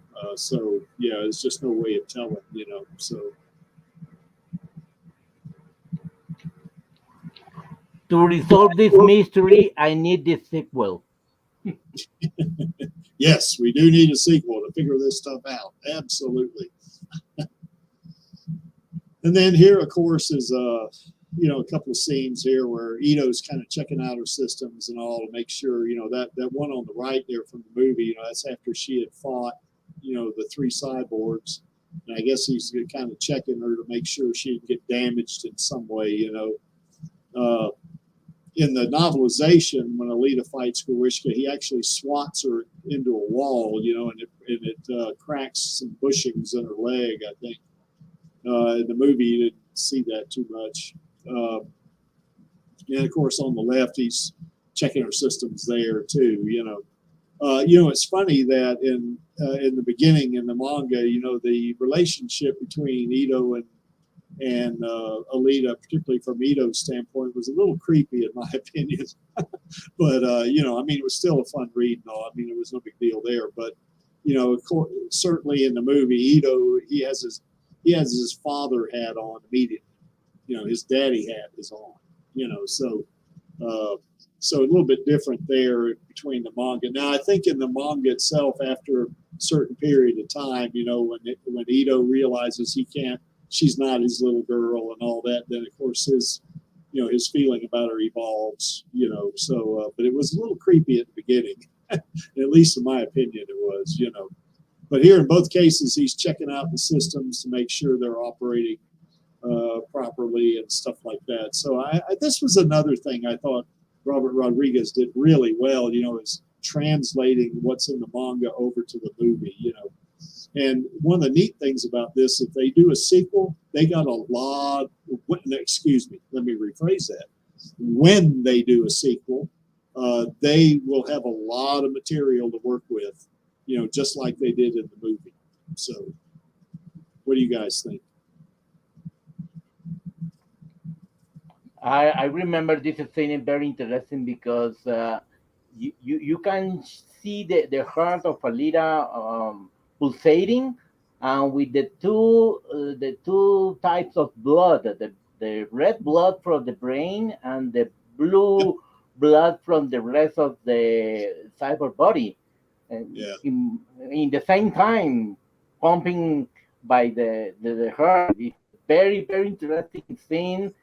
And yeah, you can in the same sense see the humanity of the face of the leader and all the rest of the technology in the rest of the body.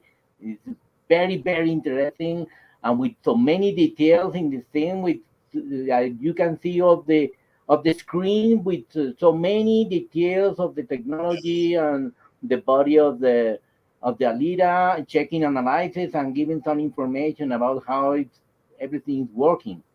And so Yeah. I think it's great.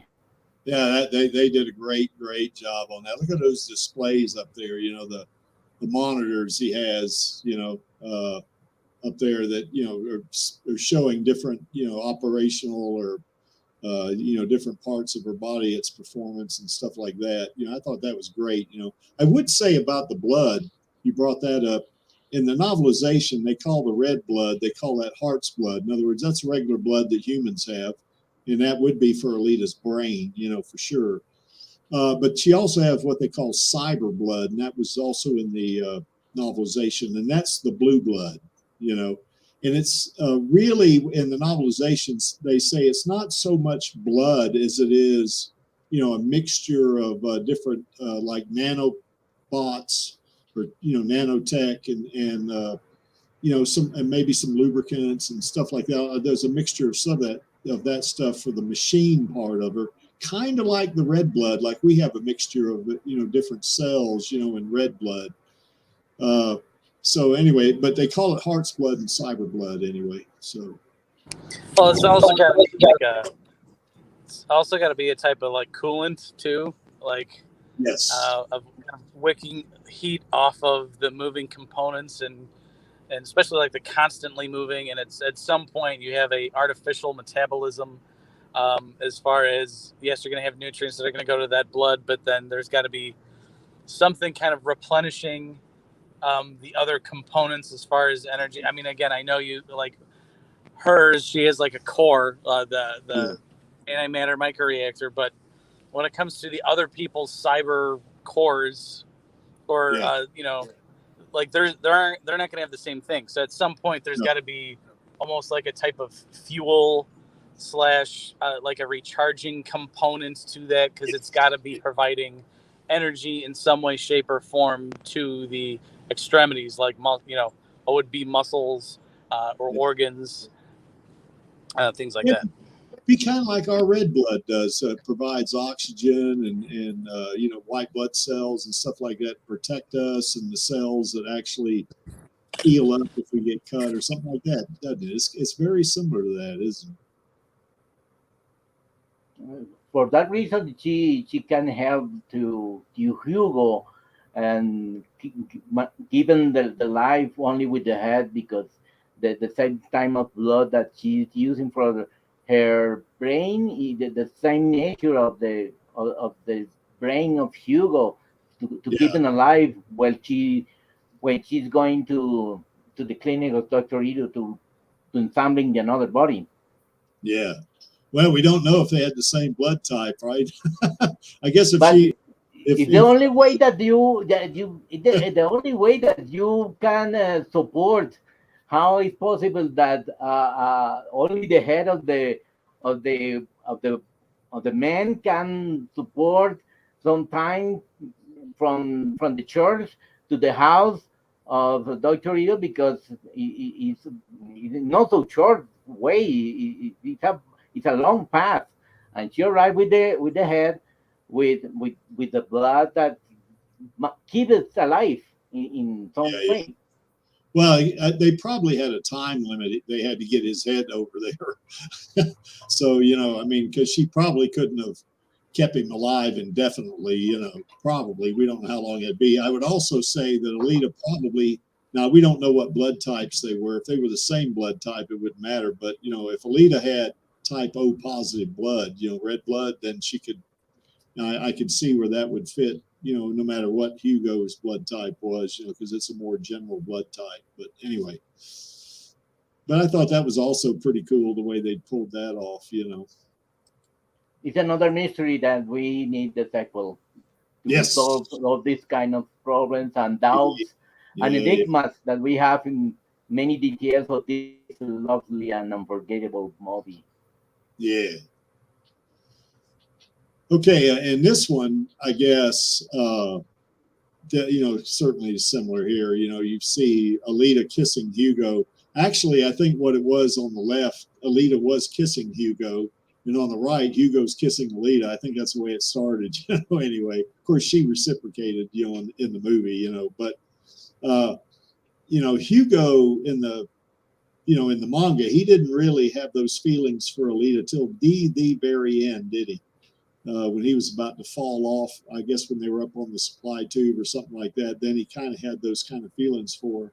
In the movie, he kind of had those feelings for, certainly when they were in his apartment, and she's in the berserker body, he had those kind of feelings for her, I think, because I think she was more mature in her berserker body, whereas in her doll body, he may have looked at her as like, oh, she's only like 14 years old or 15 years old, something like that. He looks to be probably 20, maybe, 21 perhaps, and now in the manga, Hugo and Alita are teenagers for sure. They're, certainly Alita's 300 years old in both. Well, I guess, no, she's not 300 years old in the manga. She's more like 200, but she's very old, in terms of chronological age. But I guess they're both like in the manga, they're both like 15, I think, or something like that. Whereas in the movie, particularly in that scene, I think they're both young adults. They're both,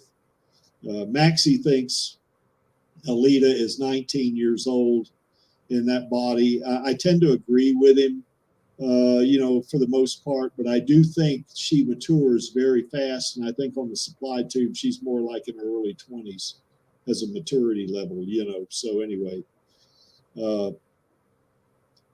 I guess one thing about this too is that, they, obviously, I think, Alita is smitten with Hugo in both the manga and in the movie for sure. Now Alita's not a human. I mean, she can't reproduce. They can't have children. That's for sure. Now, certainly Alita does have eventually in the Last Order, and there was one side story, I guess, after volume. Was it 1? I can't remember if it was 1. It could have been 3. I don't remember which one. Where, I guess Figure 4 finds her, and he kind of, I don't know if he hits a wall with an object or whatever, and she comes out of it, and she's got a human body, I guess because her DNA, I guess, was still there or something like that. And of course in the Last Order, in that. I guess it was like a biological printer, she has a human body, and Figure 4, kind of takes up with that. So anyway, but anyway, in this body, in the berserker body, she can't reproduce, they can't have kids, so, and Angelus, what are you saying here? They could artificially have, that's right, you're right, Angelus, I stand corrected. Yeah, they could extract her DNA and then, go to a fertility clinic, something like that. They could do that, I guess. But yeah, she can't bear children herself. So anyway, but that's another story, I guess. Yeah, we don't want to get into sex ed here on the stream. Any thoughts here, Alejandro? What do you think of Hugo? I guess in either what you read in the manga or in the movie. What was your thoughts about him? I'm agree with you. There's a difference in the treatment of the character of Hugo from the manga, that is like a teenage, very like a little kid, only with the dreaming to go to Salem and jacking cyborgs and getting money, but not so much intentions or reflections about the life or any another interesting attitude about the life. Yeah. Alita is more mature, is with a very good reflections and with a very high level of criticism about the society, about the persons, about the situations, and I like the most the Hugo of the film because it's like a boy of maybe, as you said, maybe 20, 21 years old, Yeah. and the kids from the manga that really it's Alita that is giving the keys to Hugo, and Hugo is against the wall. It's like he's not enjoying the keys of Alita.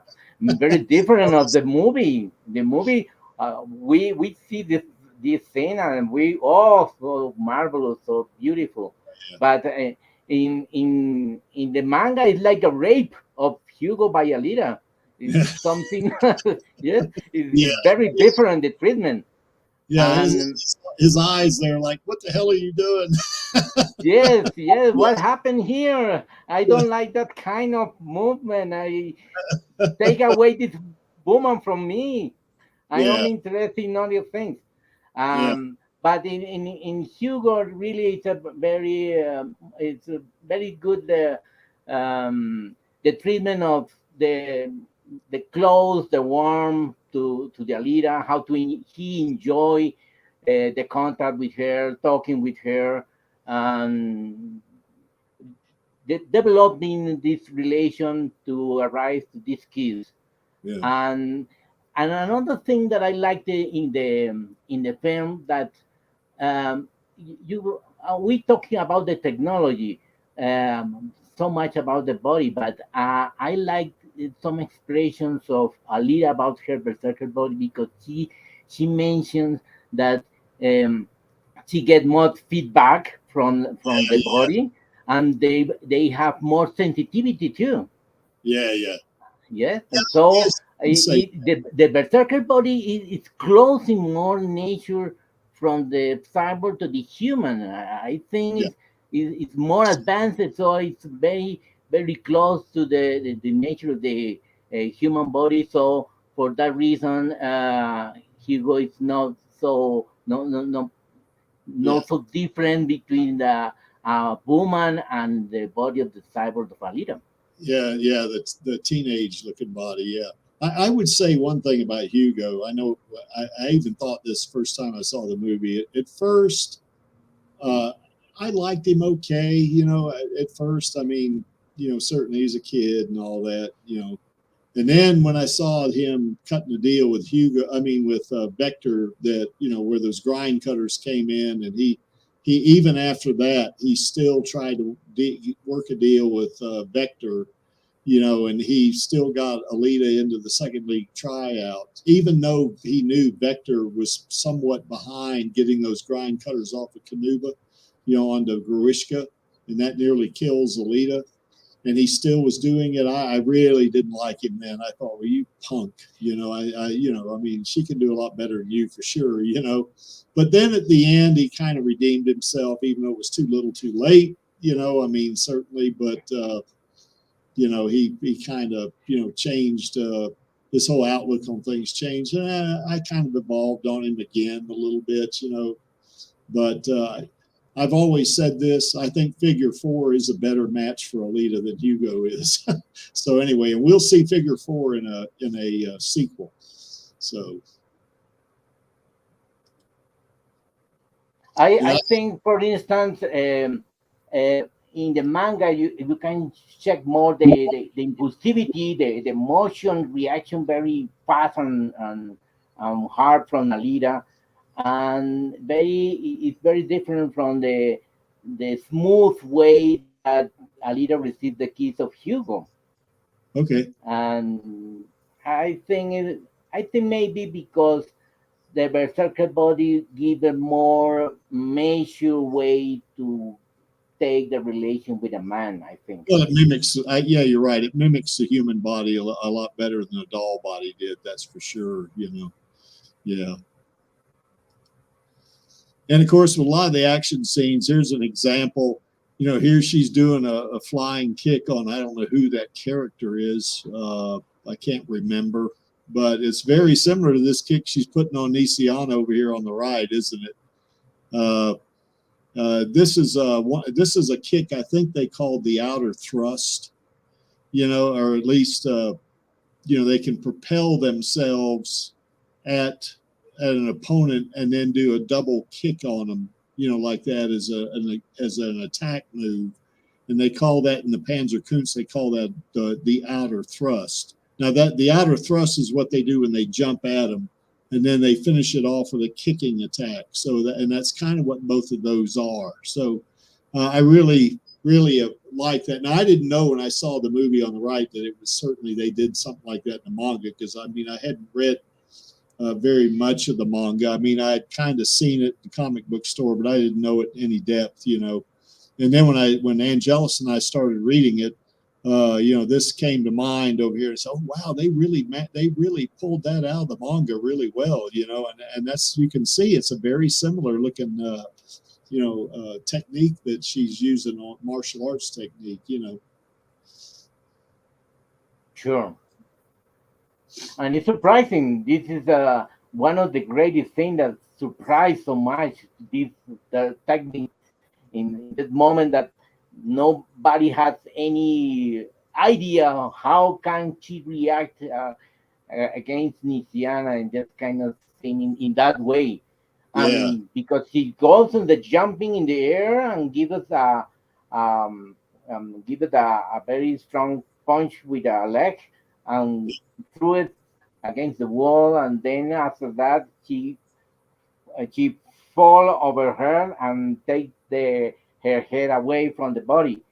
That Yep. is extraordinary. That's wonderful. This Yeah. thing.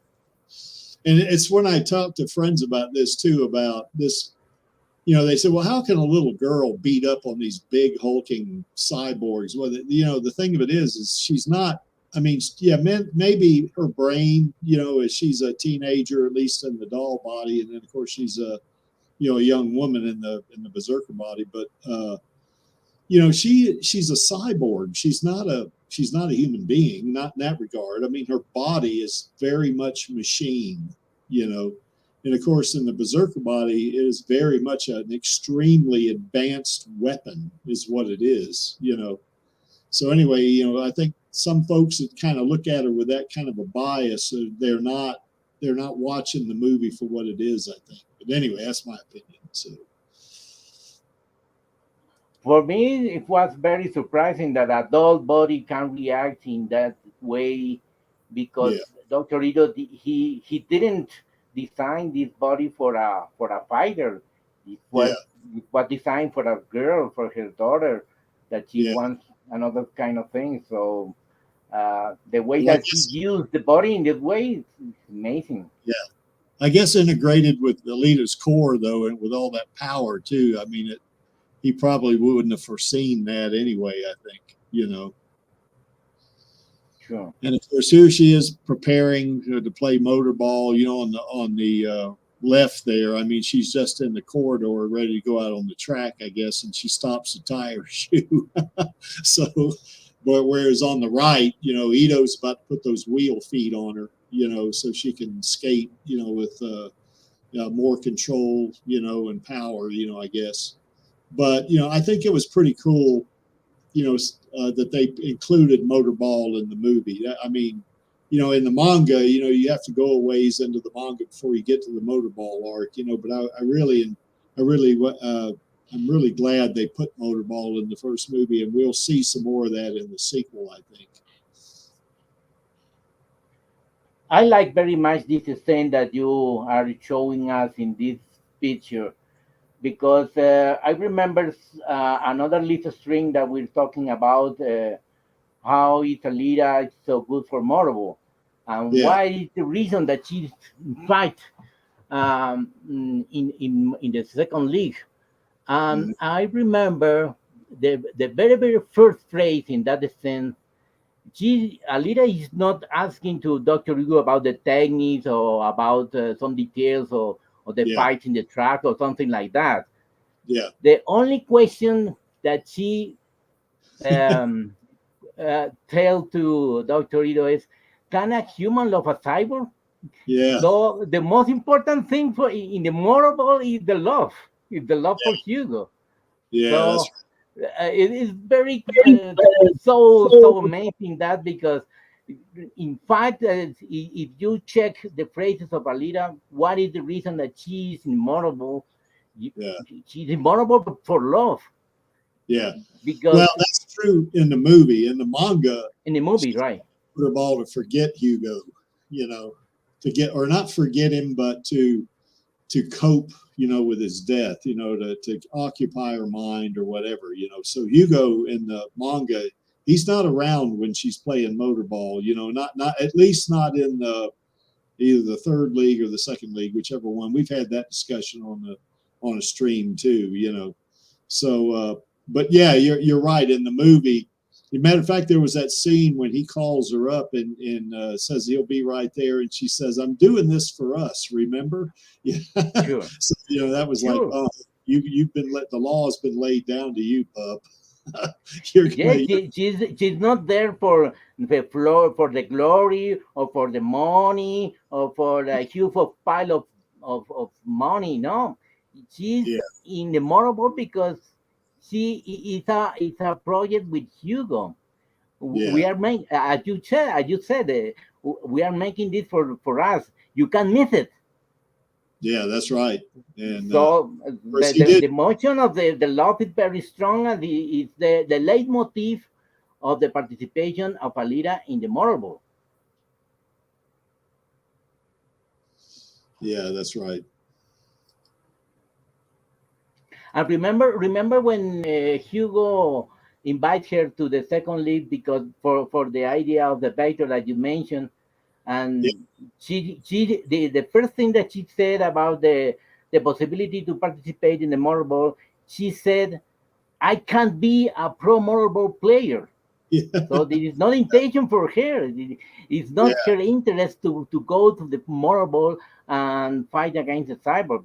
But yeah. she enjoyed the fighting, but not in Marvel. She enjoyed looking at other people fighting against other, but not for her. Well, And I think, the only condition for her to Hugo is only if you be my coach. yeah, Yes. but I do think So she enjoyed, though. I think, especially in the manga when she's playing motorball, yeah, she's doing it to kind of deal with Hugo's death, but I think she did while she was playing motorball, particularly in the manga. I think she did enjoy it. I think she did like the competition and the combative, part of it and that kind of stuff. I think she did enjoy that. But I agree with you that she's not in it to be to be a big celebrity or have a lot of money or something like that. She's in it to discover herself and to more about herself, and because she's coping with Hugo. And of course, in the movie, it's like you say, she's doing it because she's doing it for her and Hugo. They want to plan a life together or something like that. She's doing it for quote us, just like you said. So she's doing it because she loves Hugo in the movie, whereas in the manga, she's doing it because she's trying to deal or cope with his death. So.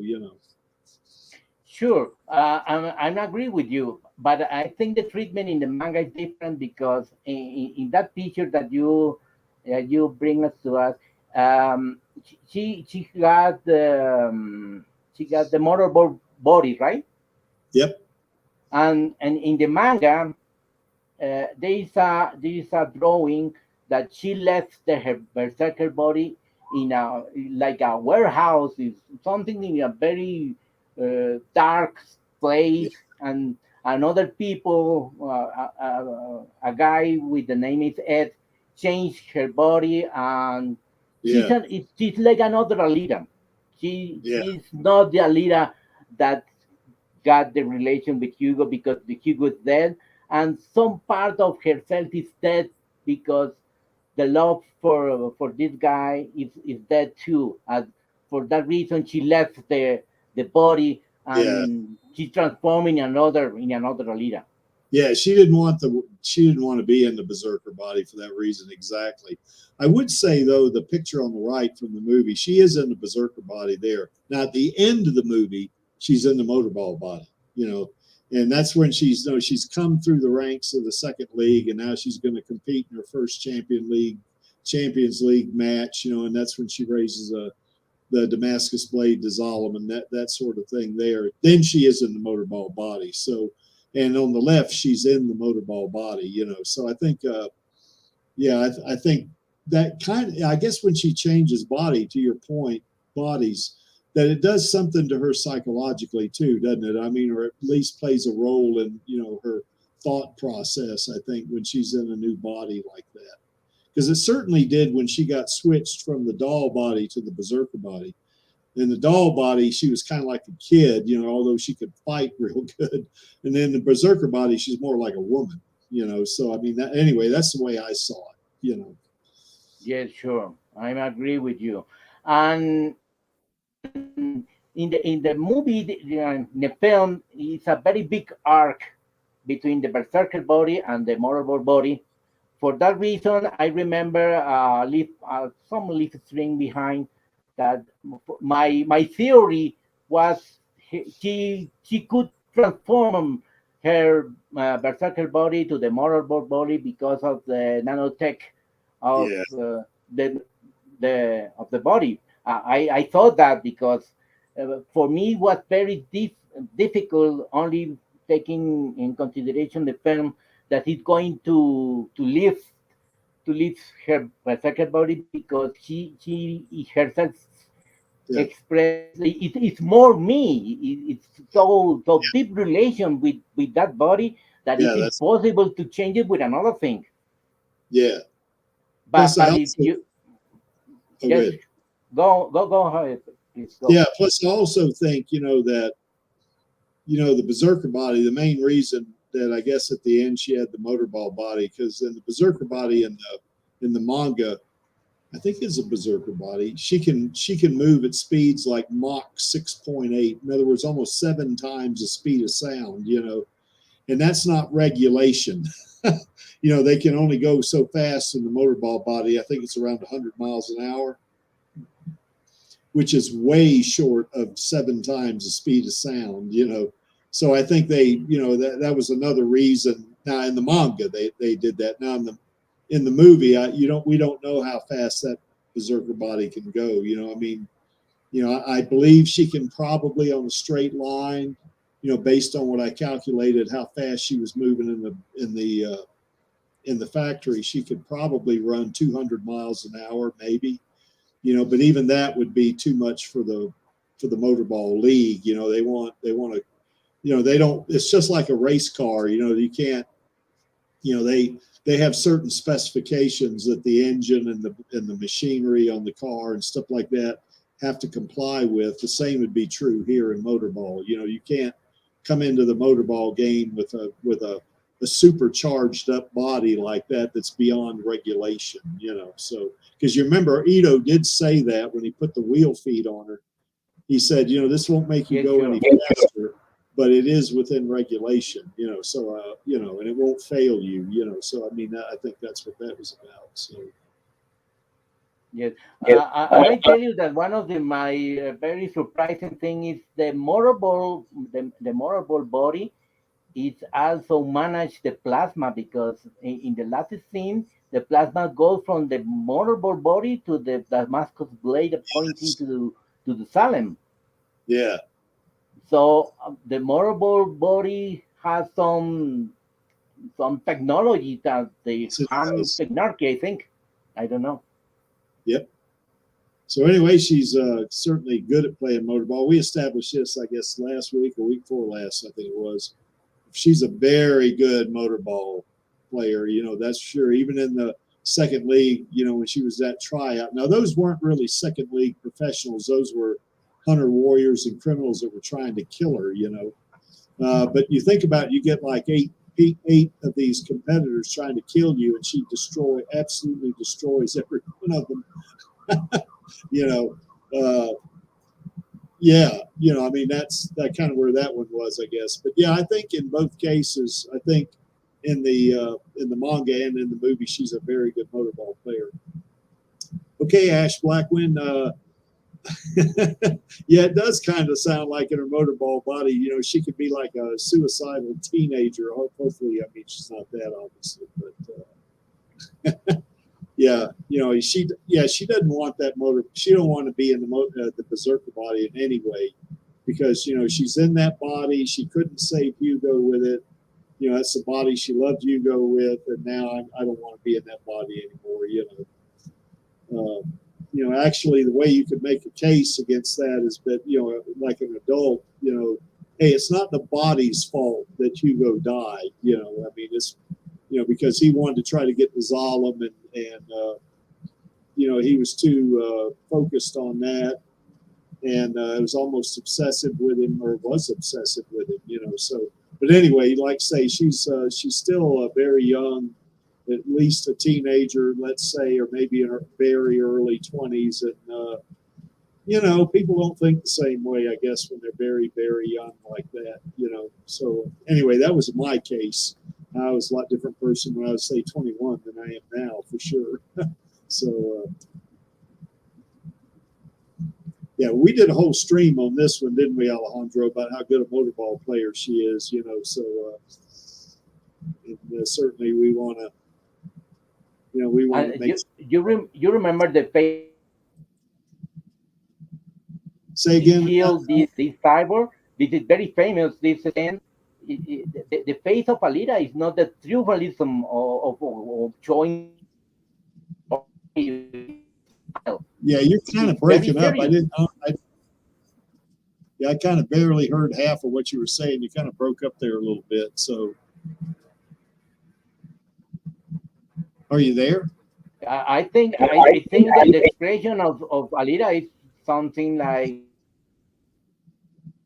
has to kill because he's going to kill her, but enjoy killing cyborgs. This is only the thing that you have to do because it's the rule that she accepts that. But she in fact, it seems that it's not enjoy so much killing another cyborg. In my opinion. Well, I'll tell you one thing. She looks very serious in both of those images, doesn't she? She's not jumping of joy because she killed another cyborg. Yeah. It's like a military expression. He has to kill, and he killed it, and that's all. Yeah. And of course, here it is offering her heart. Now, this is two very different, you know, even though the image looks the same, they're very different. The image on the left, you know, she's in that little confrontation with, I don't know how little it was, with Joshigon. And she says, hey, if you beat me, you can take my heart and destroy it, you know. Whereas on the right, she's offering her heart to Hugo because she loves him, you know. So, I mean, that's a big difference on those two images.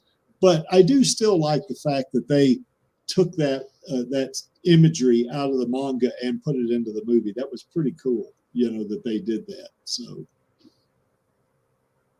and in the movie, I think in the movie this thing is really surprising and very refreshing because it's so new that a cyborg gives the most important part of her body to Hugo, and after that she smiled a very nice way, and she mentioned that it was pretty intense, and she looks so very nice, and it's very difficult to find a human, a woman to express that she is intense, but she did that, and that's very nice, very special thing.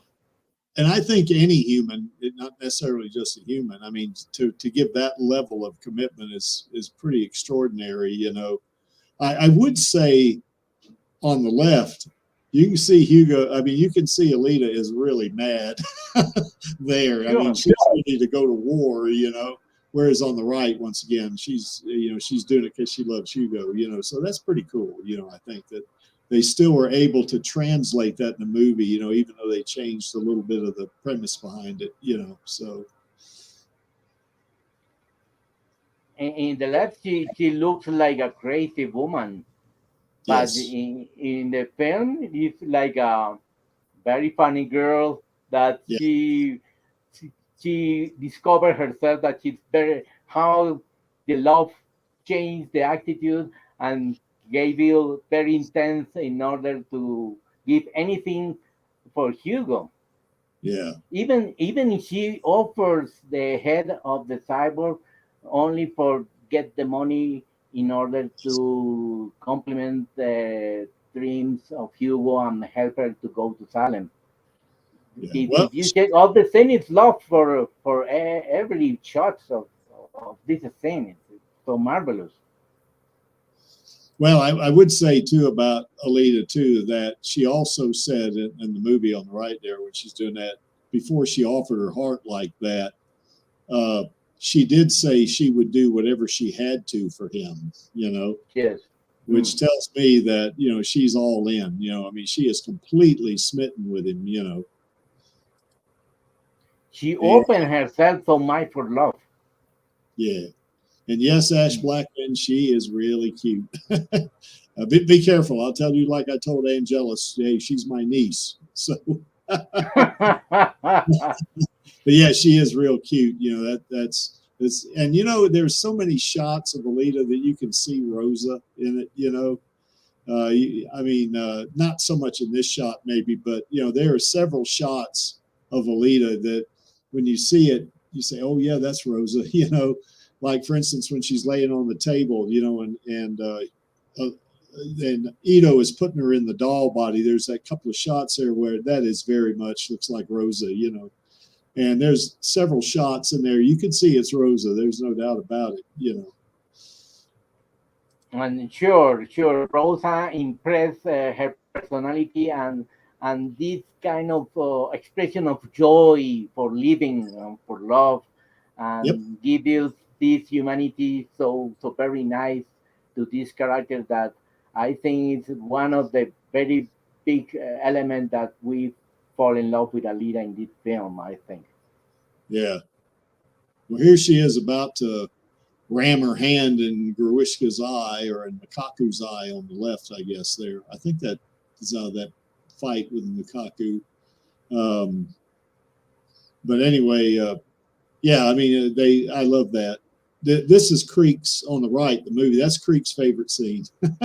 You know, the old "fuck your mercy." You know, I just love that. I remember that one stream we did with Lita Calligridis. You know, she asked me what her favorite line in the movie was. I had no problem guessing that one because that was my favorite too. You know, so but yeah, I mean. This speaks to her, particularly in the movie, it speaks to her determination, you know, like we brought up a while ago. Here she is all hacked to bits. Gruishka, you know, she's probably accepted the idea that Gruishka is going to kill me, but I am going to give him a present before I go. And she does that, you know. I remember the first time I saw this knocked my head off. I mean, I was all in with the movie at this point, you know, when this happened. You know, this was another surprising thing. I think the first time nobody can guess what's going to say here after he put their hands inside of the eye of Grewinska and say the one of the most famous phrases of the film, "Fuck you, mercy." Oh, this was great and surprising, and that there's a very high point in very high level of emotion in this scene in all the film. Many people love that. And to Ash Blackman's point he made a while ago, she is a true warrior. You know, I mean, you know, most humans at this point would give up, you know, but not her. No, sir. She's gonna take action no matter if she is hacked to bits like this. So, you know, that's another thing I like about her as a character, you know, that determination, you know.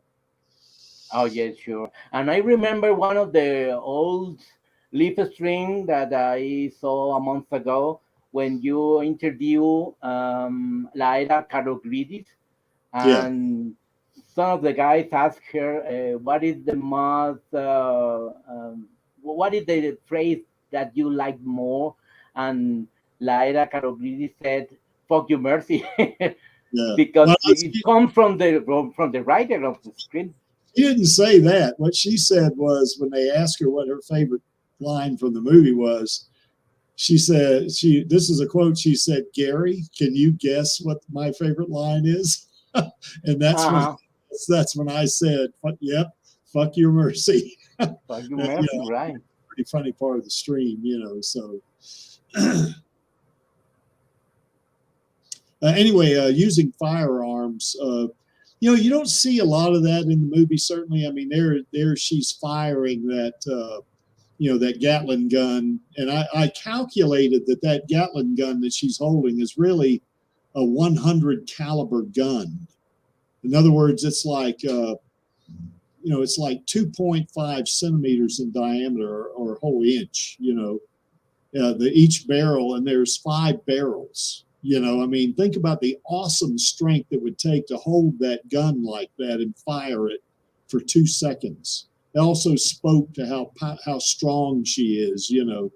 I mean, I don't know of a human being that could hold a gun like that for 2 seconds with one hand and fire that thing on target. I mean, it would be so heavy. I calculated that gun probably weighed around 600 pounds, So, that would be an awesome feat right there. And on the left, you see 2 images where, Alita knows how to use firearms, and there she's shooting a big gun, or BFG, as we would say, there in that top panel. In the bottom panel, she's got a handgun that speaks to the fact that, her earned military training, she definitely knows how to use firearms. Sure, I think so, because it was a very dangerous moment.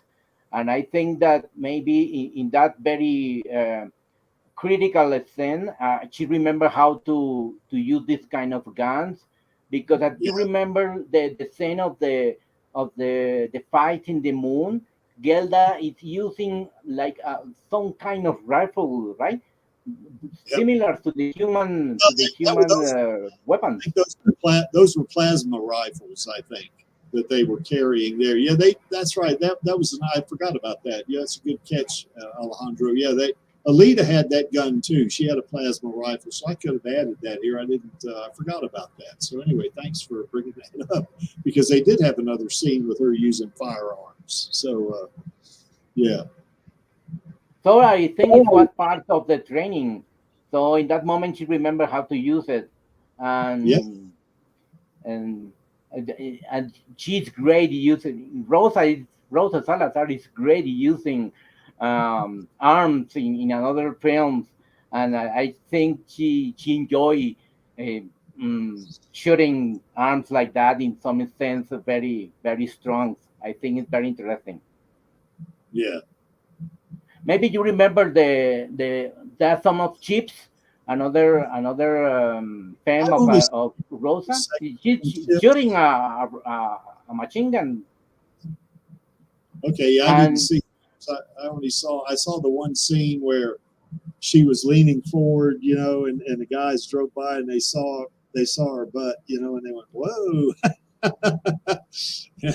I saw that scene. I think that's Angelus's favorite scene from Chips, anyway. So, but maybe you have seen the films of Rosa in Maze Runner 2 and 3, the Scourge Trials and the Death Cure.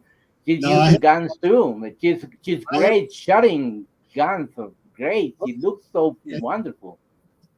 Yeah, I haven't seen any of the Maze Runner series. I did see the Divergent movie. She was in that.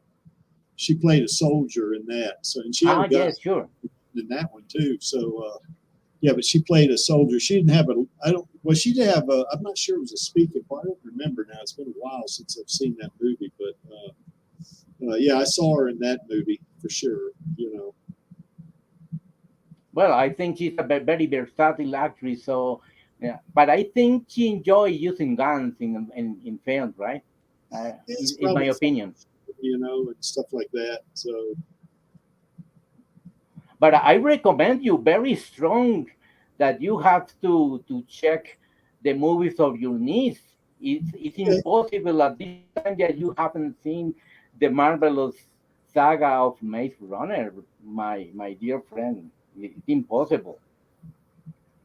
Yeah, I certainly want to see Brand New Cherry Flavor. I haven't watched that. I've seen a couple of clips of it, but I haven't seen it. I guess Angelus told me I had to get my weird on when I watched that, so I'll have to I'll have to prepare myself, because I'm not much into horror movies, but if it's got Rosa in, I'm going to watch it. So I strongly suggest you, if you allow me, you have to see Rosa Salazar in that great movie.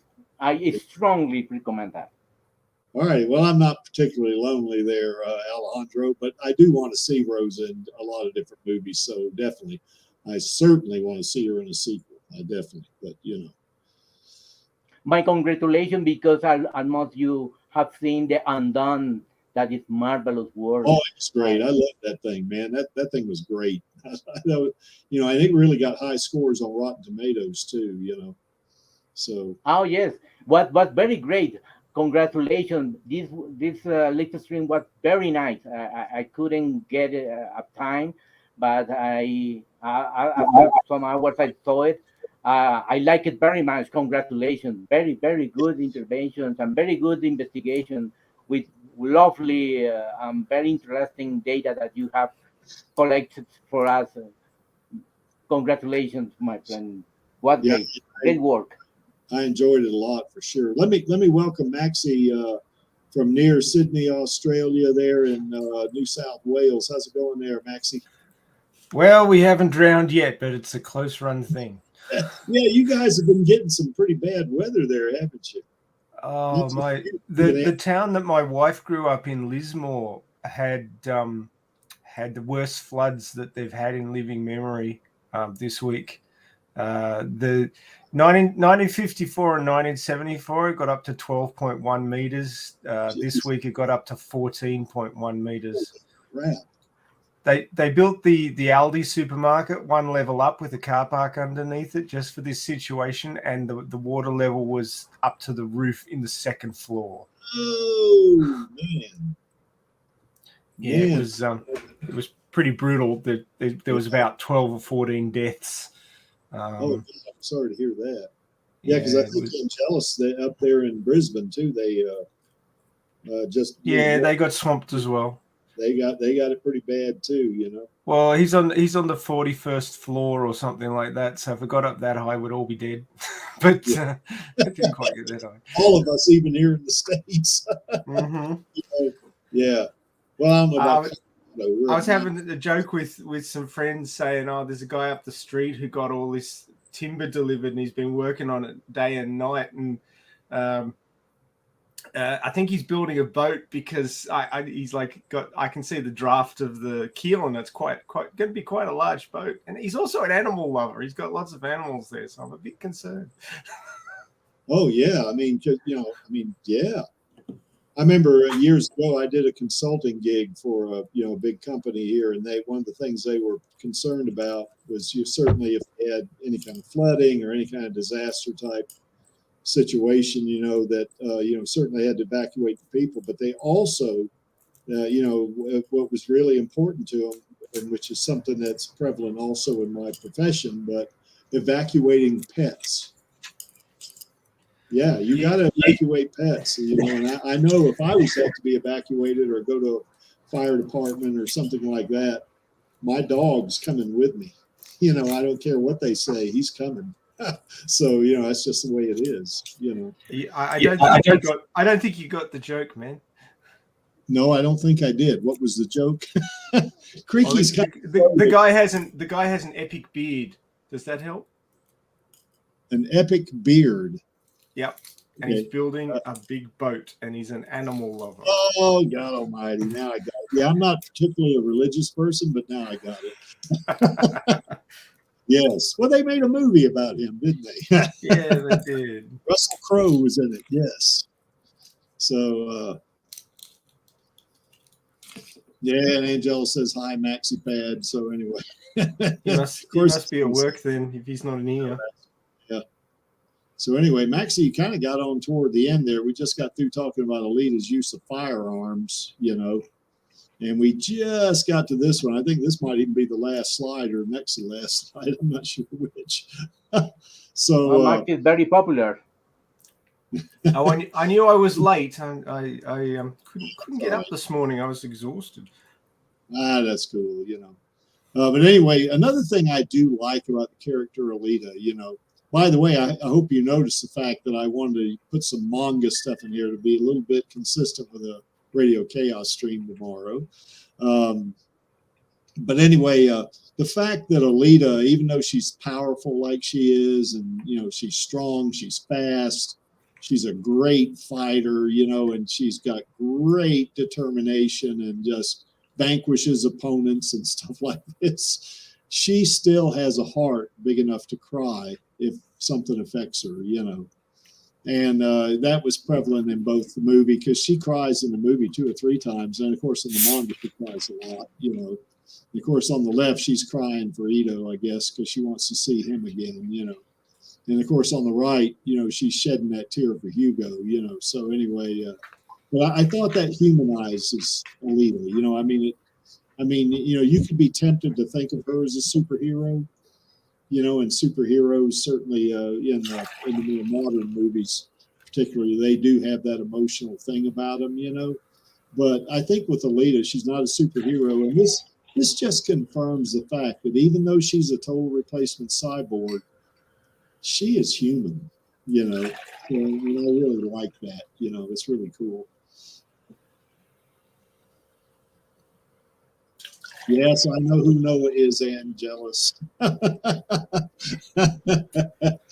do know who Noah is. Actually, it's not raining right now, which is like a first for this week. So, wow. I'm actually it looks like it's gonna rain again, but. Yeah, we've been having temperatures in the 70s here the last couple of days. Now tomorrow it's supposed to snow. So, you know, the weather here in Colorado is really all over the map, you know. So, you got daylight savings coming up soon, don't you? Yeah, we do. As a matter of fact, I think is it week after next. I think so. Yeah. I better stay on top of that. That always messes with my mind. That daylight savings time, I never adjust to it. I mean, I like daylight savings time, obviously, but you know, I kind of blow it sometimes on that, and it causes me to be late for things and stuff like that. So yeah, I don't know about that Noah film. I've heard it's a good movie. Okay, I might give it a shot. You know, I might do that. It's all dramatizations. You think, Alejandro, about this aspect of Alita's personality? You know, her ability to cry, and of course she can be happy too. You know, I mean, it's not just crying all the time.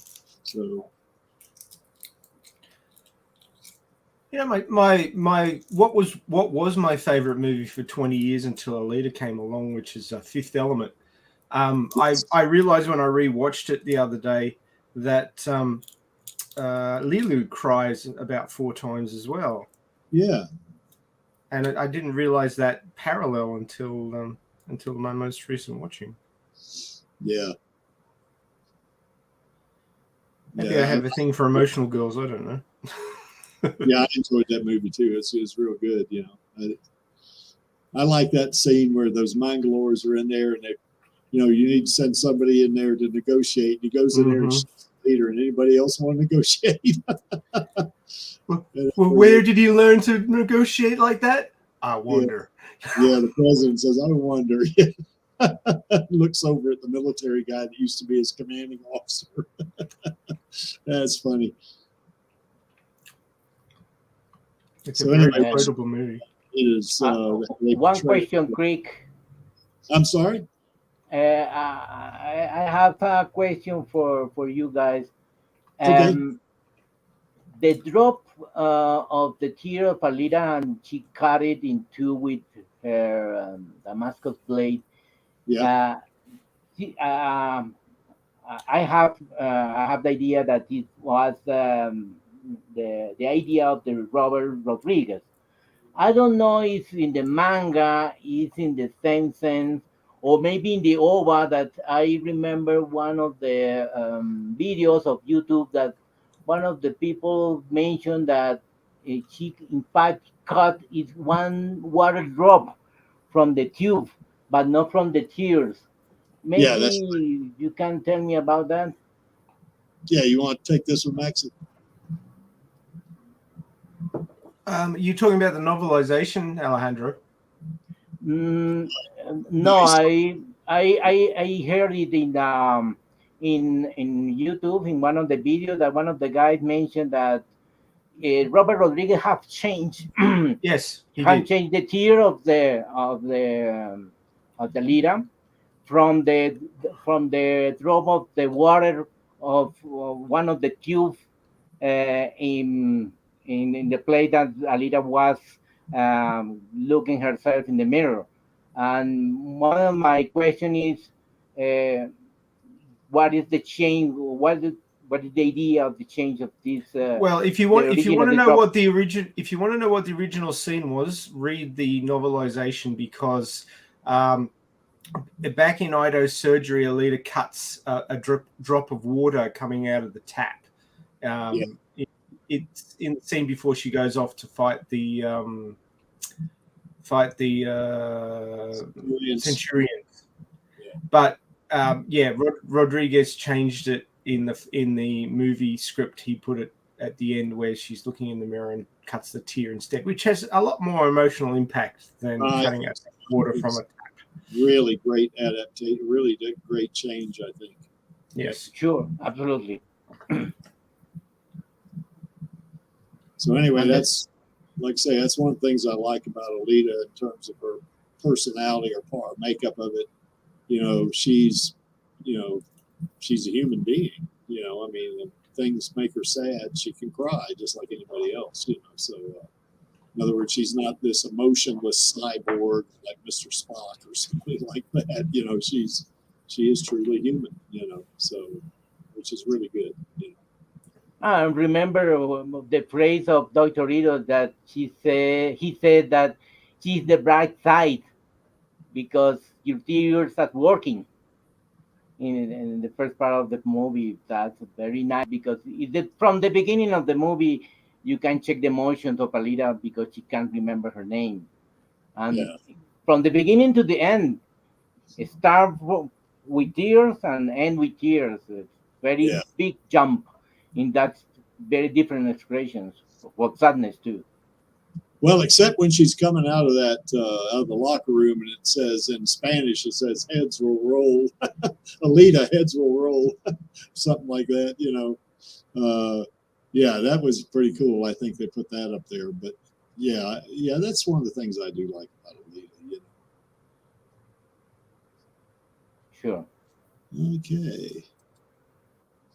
Well, I don't have anything else, guys. And actually, I'm sorry, we got through most of it.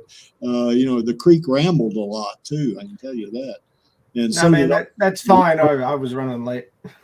Yeah, Alejandro and I both, we can ramble about Alita all day. It doesn't matter. So, Alejandro, did we miss anything? I think one thing we agreed I missed was that when we were talking about the use of firearms, you know, there was that scene where she was firing that plasma rifle, you know, so, you know, I forgot about that. So anyway. Well, I think the universe of Alita is so big, so huge, so enormous that I think the opportunities to talk about the Alita is very huge. Yep. And I think if you have questions, there are many possible answers, but you are not sure. Yeah. As Alita, when he came here, he's in the air, but it's not true with the origins, the missions, the purpose.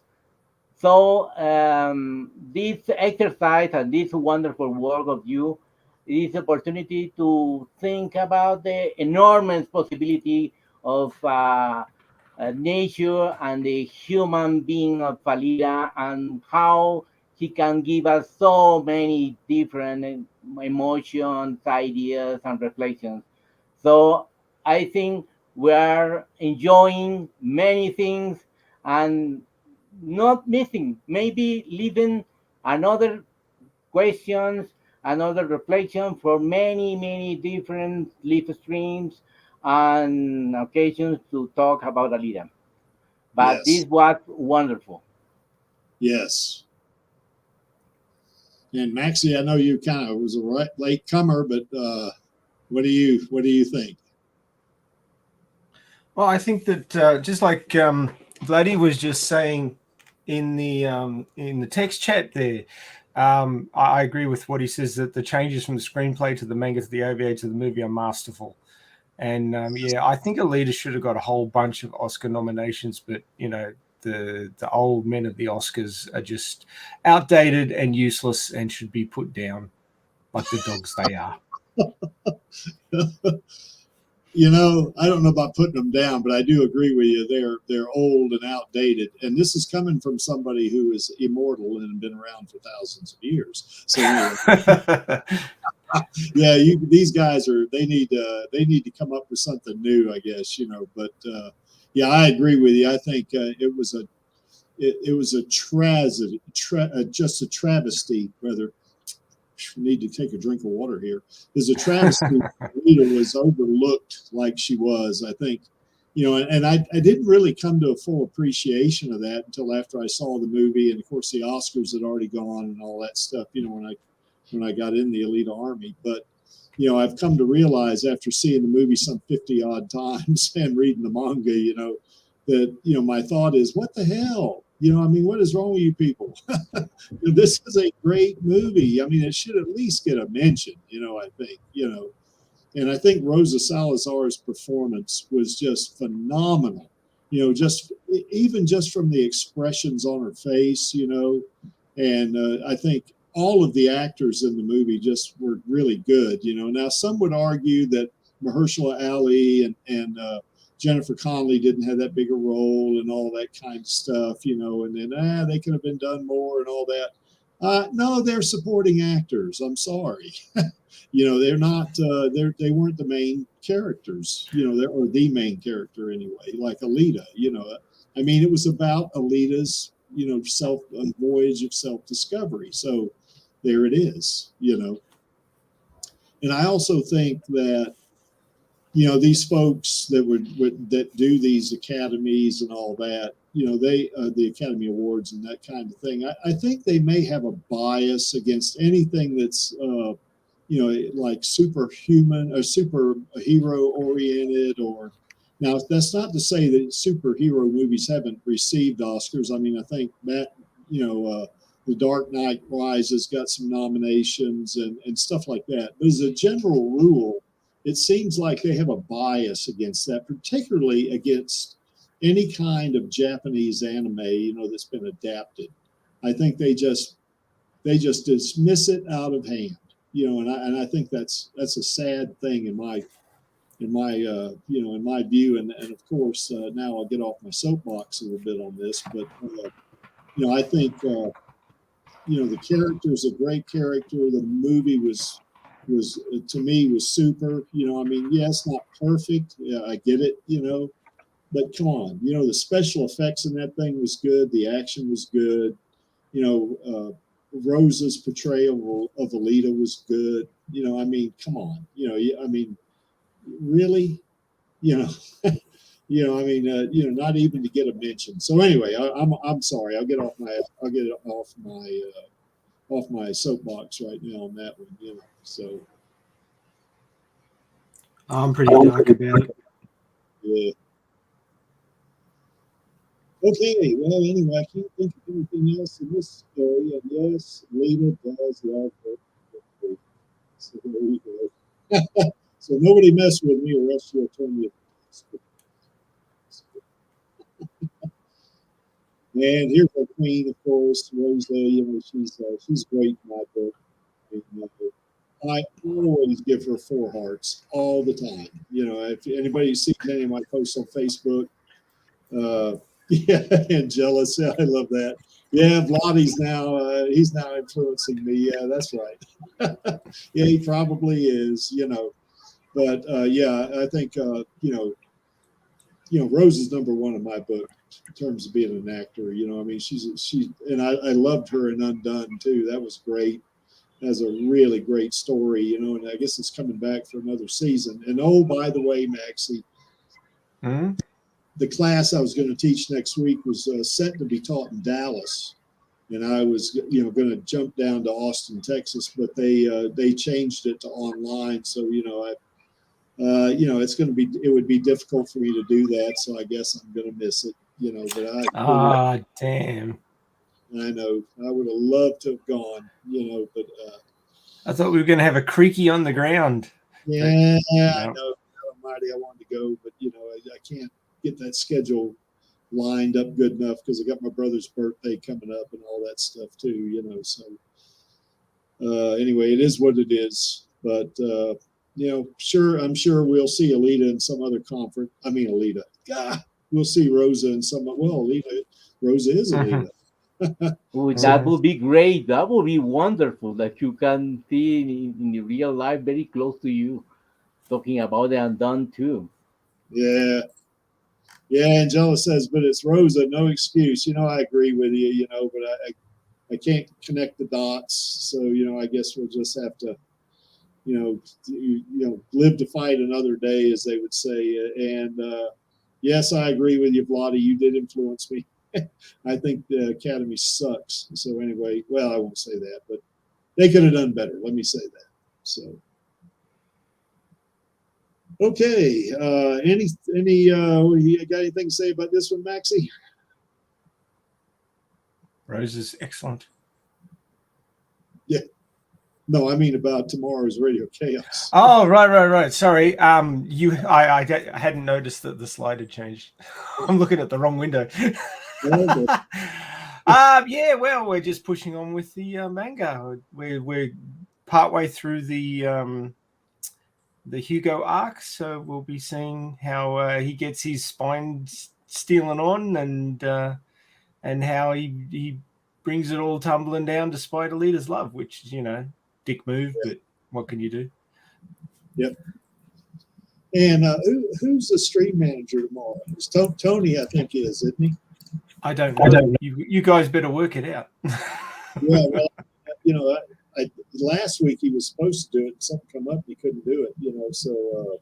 Yeah, well, you just work it out with him whether he wants to do it or not. We switch off, because I know he likes doing it. I don't want to keep doing it all the time, not because I don't want to do it. I mean, I love doing it, but he loves doing it too. So I want to share, as they would say. Yeah, fair enough. Yeah. Okay. Well, anyway, join us for that on Radio Chaos. That's going to be a fun thing. We always go through the manga panels and we discuss it and stuff like that. So I think it's a good thing if you guys can all join us on that.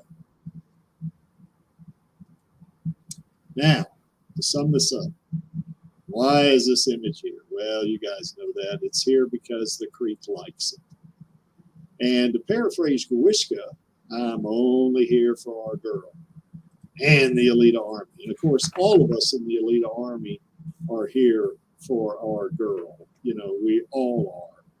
So, it's just, that's how we roll, as they would say. Okay? So, any last thoughts there, Alejandro?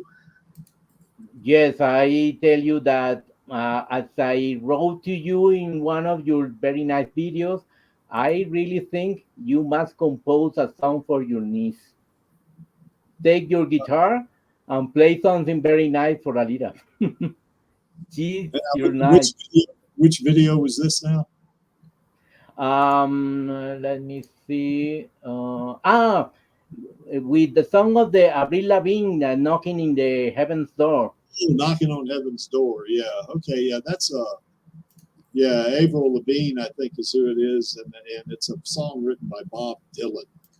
So the Creek used to play guitar in coffee houses and bars, and I'd play some of Bob Dylan stuff, and I also played in the band for a while too. Nothing. I'm not really that good of a guitar player, but I did go to a but could be nice. Could be nice to companion with this very nice picture of you with a playing guitar or with a special song that you composed for her. That would be nice. Better than that. Y'all want to see better than that, I think. It's a challenge. It's a challenge for your niece. You can demonstrate your love for Alita, composing a song for her. I invite you. I could probably do that for Alita, I guess. Alita, Rosa, for sure. Maxie, any last thoughts? Oh, I'm good. Okay.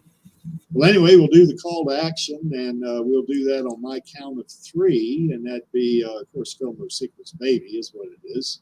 So 1, 2, 3. Film No Secrets Baby. Secrets Baby. Okay, and we'll see you next week, and we'll see you on the Alita stream. Not the Alita stream, the Radio Chaos stream tomorrow.